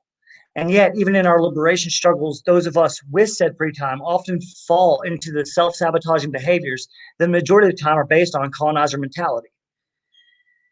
I want to discuss things I found within myself and mentors have taught me, and how I've fought those things and engaged in the struggle, and how I've learned to struggle in a way that is productive as a community organizer. Well, first, and this is from CrimeVinc to a large extent, is that we have to kill our concept of normal. Our concept of normal is extremely dependent on a social standard that differs greatly from anything considered normal 200 years ago. Our time is synchronized with millions of others who benefit profit. It is important to ask ourselves, are the ways we live, act, think today the most beneficial for our health and happiness, or are they program remnants of the establishment? We need to work with what we have and learn by doing. Plans are fine. In fact, I'll stop right here, but depending on the actual thing, I would say when you're acting, it's really a good idea to kind of, when you're having like a meeting or whatever, if somebody has an idea for an action, ask, is this one of 4 categories? Is this a planned activity? Does this need to have like, a few months or a few weeks? If you're doing a conference like this, obviously you're gonna need a few weeks at least to be able to get all the people together, make sure what time they're gonna be on, all this kind of stuff, etc. It pretty much speaks for itself. You're gonna need some time to be able to get all the stuff together, the resources, the outreach, etc.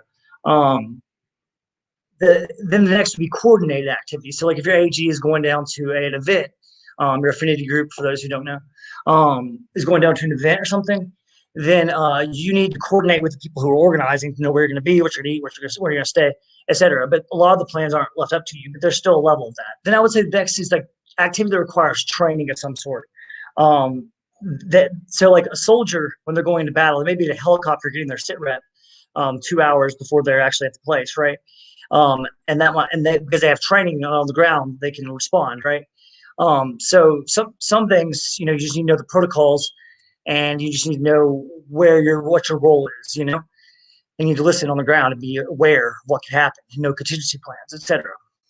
Then there's also spontaneous action, or learn by doing, things that you're just one or two people trying to do something, throw stuff at the wall, seeing what works, striking the iron as hard as much as possible.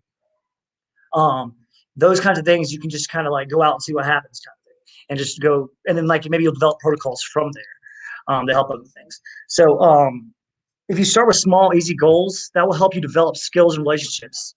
It can be a lot less daunting. Journalism alone is important.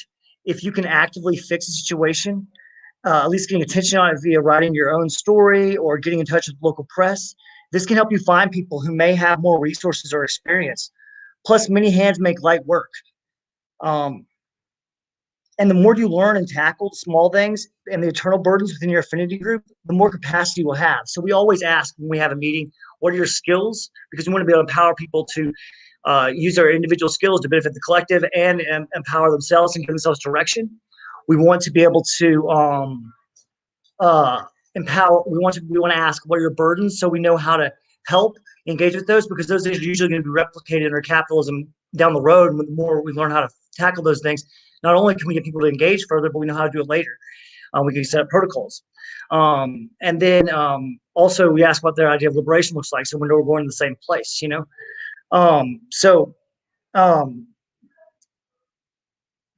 the more capacity you'll have whenever more people are enabled in your affinity group to be able to deal with their burdens.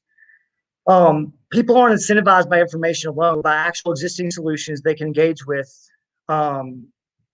And without capacity, the ideology can be tarnished as ineffective. We need to do things that work better and are more accessible than the current model. And that's not a high bar in a lot of ways. We need to be patient with the ebb and flow of life. This is going to sound like a proverb, but things build really fast and then fade just as fast. But seasons continue. And I want to mean that, and I mean that literally too, because like a lot of times in the winter, it's hard to find people. It's hard to get people to come out. That's just always been a thing. And every activist movement I've seen, not always, but a lot of times winter's a slower period than others, and people get a lot of energy going out, coming into the spring and summer, and then fall, and then a lot of stuff kind of dies down. But don't let that, use that time to build one-on-one relationships, which are super important. I'll talk about that in a minute. But don't beat yourself up for not feeling as passionately as you once did. Just keep doing small things anyway. C.S. Lewis talks about undulation in faith, and I mean, I'm agnostic, but it's a useful idea that you're going to come in and out of passion for it and feeling it, but if you maintain your connection with it, when you're ready to tag back in, you don't have as much to catch up on in terms of activist groups and stuff like that, and figuring out the dynamics. Ideology is a good teacher, but it's not a great partner. Use the language of the working class, not the theorists. Don't get hung up on every little bit of propaganda someone spews. If they're working class, your interests are similar. If they are Nazi, move on unless you're ill-equipped to de-radicalize. But otherwise, plant the seed the best you can. The situation itself will provide the rain and shit to grow it. Come back later, check the progress. Oftentimes you'll be astounded. But if you're caught up in a community of hate or ignorance that supports and feeds them, the chances of them switching greatly diminishes unless provided better options on the other end. Don't let revolution be a fetish object, or anything short of it will feel like a loss. And no one likes always losing. If someone betrays your organization, they aren't betraying you, they are betraying the revolution. So don't take it too personally. Most likely, it will require more than meeting material need to have liberation under the system. But until we have the ability to meet our material need and defend that, we will not be able to have any capacity for revolutionary struggle in mass. We need to so this is the last part. I want to talk about mental health, and then I'm going to open up for questions and stuff. So this is about how to fend off suicidal notions. As someone who's experienced a pretty wide gambit of extreme trauma and has fought with suicidal notions, I want to end with a passage from Crime Think that really helps me through my worst times and reminds us of why we need collective action that provides individuals direction and empowerment and belonging. One-on-one relationship building is as important as anything else. If there's a social stratum below the exploited underclass, a demographic that suffers most from the absurdities of our society, it is the suicides. The suicidal class, every minute, a few more hit the pavement. Who is more dispossessed than them? They are only recognized when they absent themselves. Only their blood speaks on their behalf. They know better than anyone else what must change about this world, and yet, sorry, I want to go ahead and say this. I'm so sorry. Trigger warning, there's going to be a lot of talk of mental health stuff at this point in time. I should have said this before I started. I'm really sorry about that. If you need to head out, just know it's okay. And you can come back in like 5 minutes, probably. I'll be done with this part. So all good.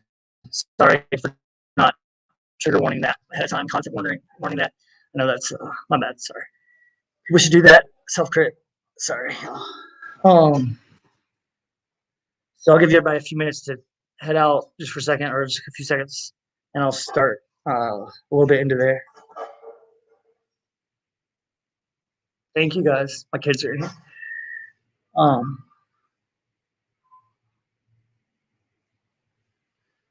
All right. So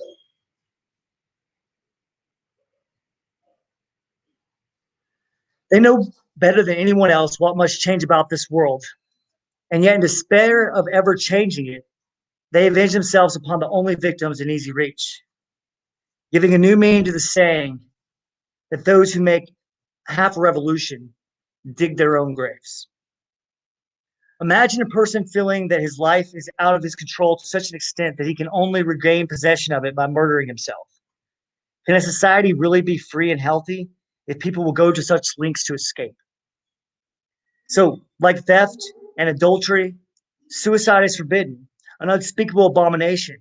Self-satisfied den mothers who have never grappled with debilitating depression feel entitled to sneer at the cowardice of those who make the difficult decision to end their lives. Even the terminally ill are not to choose for themselves when and how they pass away. There are laws against it, as if the living could legislate for those crossing over into death.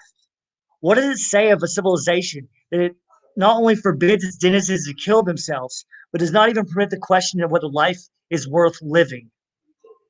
Yet we commit a little suicide every moment we deny ourselves the lives we wish to live. Wholesale suicide is off limits, but most settle willingly enough for death on the installment plan, whittling their lives away hour by hour. No matter how unfulfilling life is, they dare not back out, for God is waiting on the other side to punish them for shirking their earthly duties. God, that is, or else public opinion, which is deputized in our absence. Meanwhile, if a young man joins the military and mindlessly obeys orders that led to his senseless death, his conduct is courageous and praiseworthy. Suicide-like disaster is perfectly acceptable so long as it occurs on the terms of the powers that be. You can die in their hands, but not of your own. The one who shoot or hang themselves are daring heretics like the upstart mystics who claim to receive divine guidance that bypasses the Pope. If self-destruction is the order of the day, They're determined to have a first-hand relationship with it, whatever anyone else says. In rejecting both living and death and the sovereignty of the authorities over their lives, they are only one step away from rejecting death and domination altogether, neither death nor taxes. But again, like theft and adultery and other pressure valves, suicide is isolating. Indeed, it is the most isolating act, bar none. While it returns an instant of autonomy to an individual, it can only prevent people from establishing collective ownership of their lives. Those who dig their own graves make only half a revolution. If one could steal, if one could cheat, if one could end their life, yet all the tensions that run through our society today remained, picture the massive upheavals that would ensue. If all those who have killed themselves could compare notes at some grand convention center in the hereafter, what would they be able to tell us? Perhaps they would be capable of succoring one another where no one else could. Perhaps they would regret that rather than destroying themselves, they didn't launch a revolutionary organization comprised of those who have nothing to lose. Perhaps it would seem strange to them that it had felt so much easier to do violence to themselves than to respond to that violence done to them. It's too late, of course. Their lives are fixed in eternity, set apart like flies trapped in amber. But there's still time to find those who currently contemplate suicide, to encourage them to speak freely about their feelings, and to do our best to make a world where no one will wish to leave. So that's all I have right now. But if y'all want to ask any questions, or I'm definitely down to talk.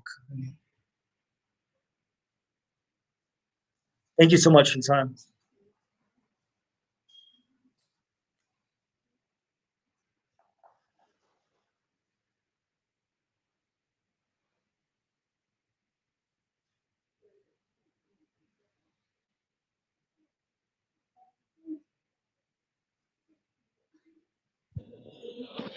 All right, folks. Yeah, feel free to ask any questions in the comments. And, we have about 20 more minutes or so that we are set to be live. So definitely take advantage of it. I know it's the end of the night, but in our YouTube, Facebook, and D Live listeners, please let us know if you have any questions whatsoever. So, but yes, thank you so much for joining us today or tonight, I guess, at this point. It's been absolutely wonderful having you on to do this panel and, Thank you. to do this presentation. And I really enjoyed the video work at the beginning, and definitely shout out to her again for that. Yeah, Sam Hartley and Jared East Boatfield did the production work on that. Jared is part of the Appalachian Panther Party. He's been doing a lot. He did testimonials for Bradley County incarcerated resolutions. He's also the secretary there. And also want to shout out on guys for also helping us so much with the Bradley County incarcerated resolutions project. Well, we got a sup from Redneck Communist. So what's up, Redneck Communist? And also Savant of Illusions mentioned that they remembered your story as far as your run for office and such. It was just a platform. It was just an idea of getting the ideas out there. People are going to be looking at those things in mass. That's where they get their political understanding. I think it's good to use that platform to get those ideas out there. If nothing else, I mean, if you have the opportunity to win in a place where you're uncontested, do what you can. There's Lovejoy Republicans. They're leftists who run as Republicans. They just run as and they in uncontested areas, and they can win just because people check R on the ballot. And so do what you got to do. I'm not, I think that all the tactics, all of them, put them all on the table. but people feel comfortable on different levels. I had a friend who's not really wouldn't be comfortable doing that because they feel like they would be pulling the wool over people's eyes in some way or another, and they wouldn't want to do that. Oh, cool. What's up, Okay. Stephanie? What is your question, Stephanie? We are very curious. Ask away. While we wait for that. I actually have a question. Sure, of course. Did you see, speaking of Republican campaigns, a recent Republican campaign by a certain libertarian Satanist who ran as a Republican? And I'm Yeah. curious what you thought of that campaign. So my initial reaction was that seems really cool.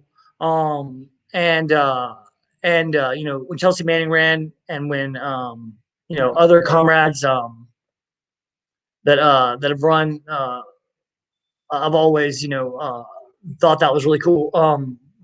But I've also heard, I don't know, I don't know, you know, just people say that person was actually not cool or something of that nature. They were there, that they had all right things, but that could just be gossip. I don't know. You know what I mean?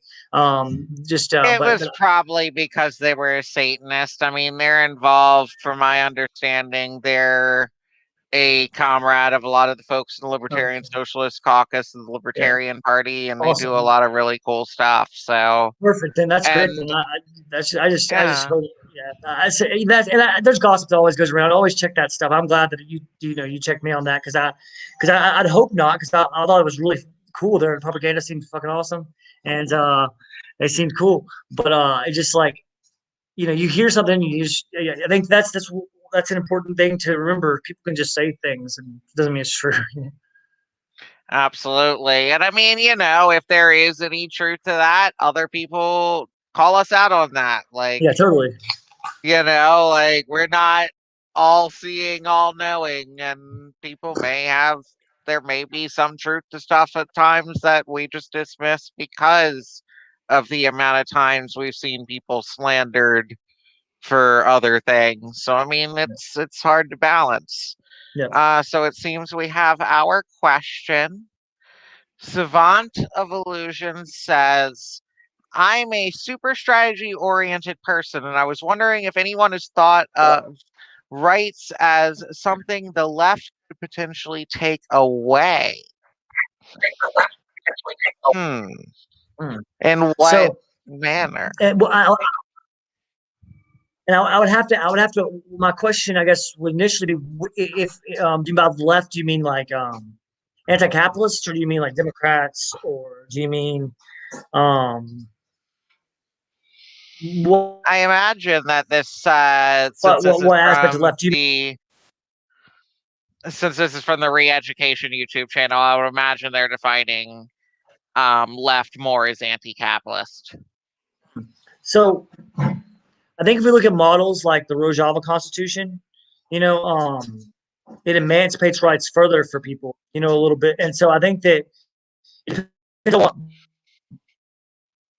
what model you're going with. I think to a certain extent on capitalism, I would say that you know, depends on what you see as rights too, right? Like if you see a multi-party system as a right, you know what I mean. You're not going to be very. Then yes, there's a potentiality that some communists would think it right to take away and have a one-party system. You know, that's a reality. I'm not going to go into the depth of whether or not I agree with that or whatever at this moment in time. I think different things work different places differently. Maybe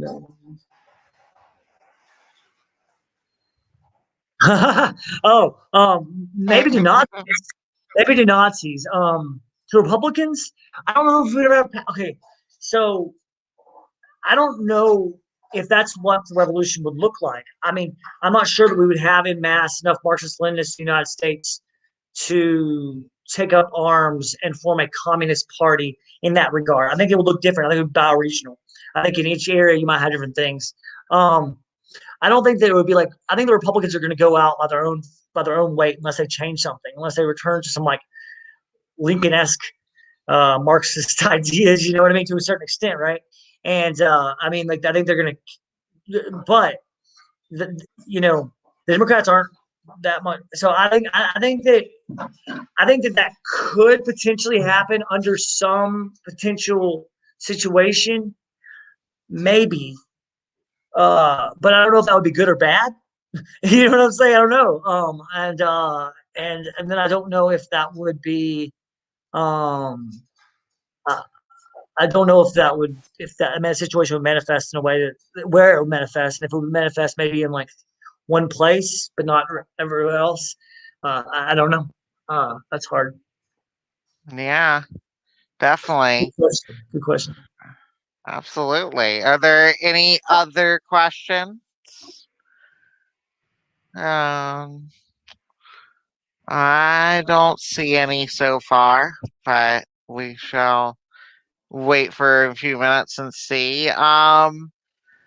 What projects do you wish to plug? How can people get involved in those projects? Where can people, you know, find those projects, et cetera, et cetera? So Appalachian Panther Party is on Facebook, and we have a Discord. We've met before, we've had people on Discord, but if you're interested in that and you live in Appalachia, hit me up. Um, if Broward County Incarcerated Resolutions is a page that you can go to. We also have a GoFundMe, and if you are interested in that, hit me up as well. I'm JX JEEXNO dash ONE on Facebook. I'm Comrade #1312 on Discord. Um, and uh, we are working on an automotive free clinic, Southeast Tennessee. If you would like to link to that Discord or to that fundraising opportunity as well, please hit me up. We need that's the one we need the most immediately because we are that fundraiser will be up at the end of February. So we need to get we're about $210. We need about 1,500. So people can plug that. It would be a huge help to people in this community, because especially in rural areas, transportation is very difficult. We don't have buses, we don't have stuff like that. So people need to be able to have their cars, and gas prices go up just like they do in urban areas. But we have further to travel. We have they also go up further because people aren't going to those places as much, so they just raise the prices, so the people who do have to go pay more. It's both an independent and national issue, and for rural communities they get the brunt of it, and liberals don't seem to give a shit. So uh, and because that's not their base. And so, I mean, and like that's one of that can be used as criticism later on of environmentalist movements, because they don't see the working class and rural people, and that's who Republicans fucking appeal to say they're taking their jobs away and shit. So like, remember, you don't want to give them a fucking thing, So like, let's work with rural people. There's a lot of working class rural people, and that's one of the things that we want to do with Appalachian Party is to tell people that there is a leftist history of Appalachia and the South. And it's not all rednecks, and it's a very diverse culture ethnically, as much as the fucking Republicans don't want it to be. So the voices are just silenced. Absolutely. And if there are any links that you wish to share with our audience, feel free to leave them in the chat on the right in the comment section. I don't know if you see that link, but type any in there and that will send out to all the channels. All right, I'm not signed into the thing, but yeah, if people, I would love to be able to share those links, and I would love to be able to talk to people who watch this. Definitely send a message, Comrade #1312, and I'll send you all the links. Message me the links on Facebook right now, and I'll add them to the chats. Okay, cool. I can find those real quick. I was taking just a second to go and find all of them though. Yeah, no worries. We still have 7 minutes till the hour, and we're not even hard and fast on having to end on the hour. So, all right, sick. All right, cool. All right, I got the first one up right here, the automotive free clinic one. Awesome. Yeah. Oh. All right, I'm sending that one right now. And then the Bradley County Incarcerated Resolutions one I'll send next.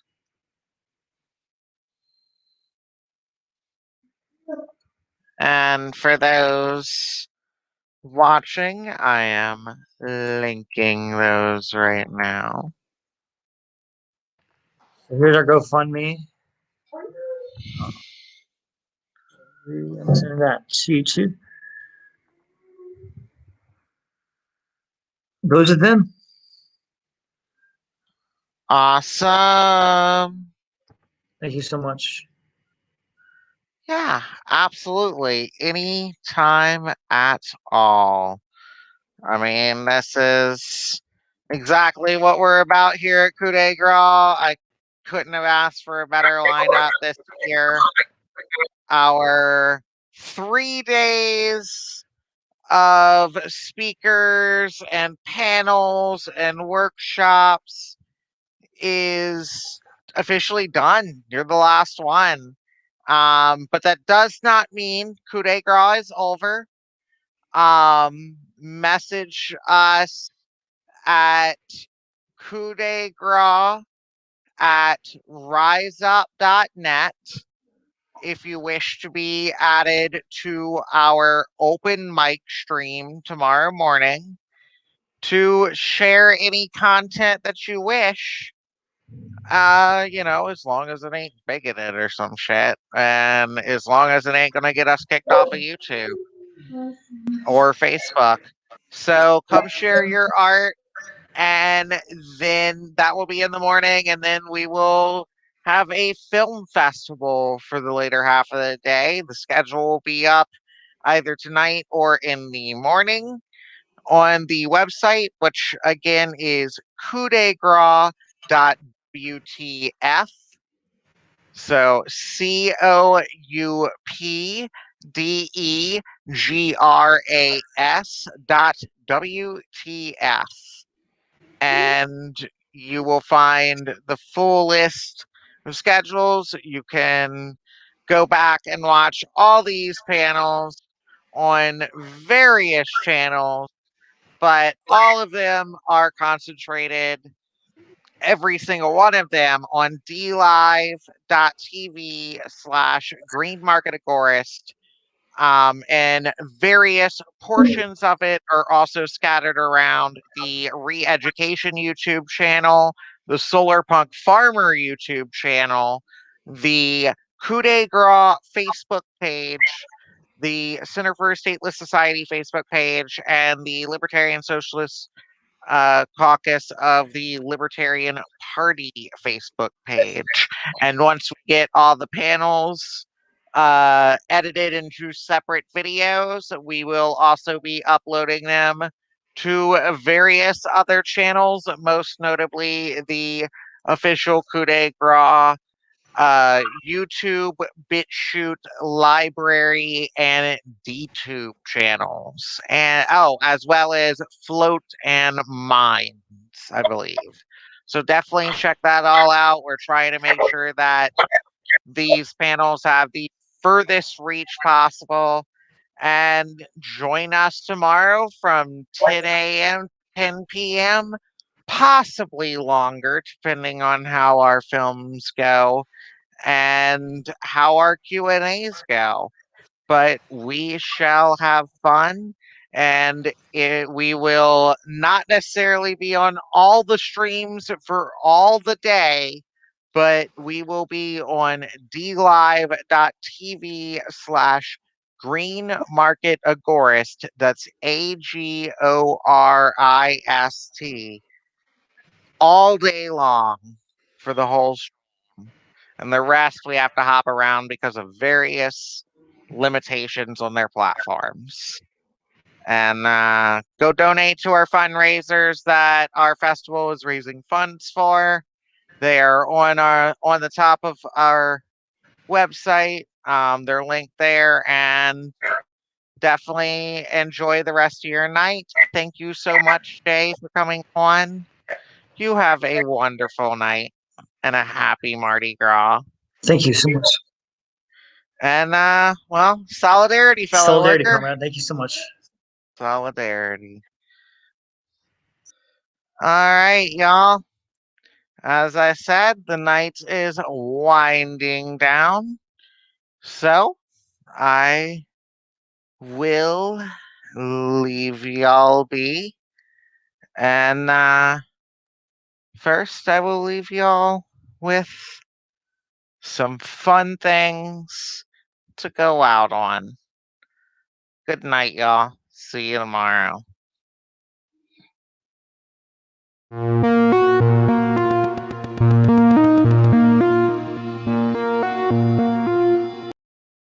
Preamble to the Constitution of the Industrial Workers of the World. The class and the employing class have nothing in common. There can be no peace so long as Something my grandma gave me for my birthday. Lame. Hey, kids! Hey, Uncle Brian. Why you guys looking so glum? It's just, why does everything have to suck? Yeah, I'm always so bummed out. Well, shucks, kids, why didn't you say so? I've got just the thing to turn those frowns upside down. It's not more ADD meds, is it? No! Greetings, troublemakers. Welcome to Trouble. My name is not important. Right up there with slavery, the Crusades, the colonization of the Americas, and Nickelback's most recent album, No Fixed Address, World War II ranks pretty high on any person's list of the worst things that human beings have ever done. It was a horrific slaughter marked by the wholesale flattening of entire cities, an unprecedented global death toll, and the worst atrocities ever committed on European soil. And so it's not surprising that by the time the smoke had cleared, the political ideology that kicked things off, fascism, had become a nearly universal synonym for pure, absolute evil. But while fascism has struggled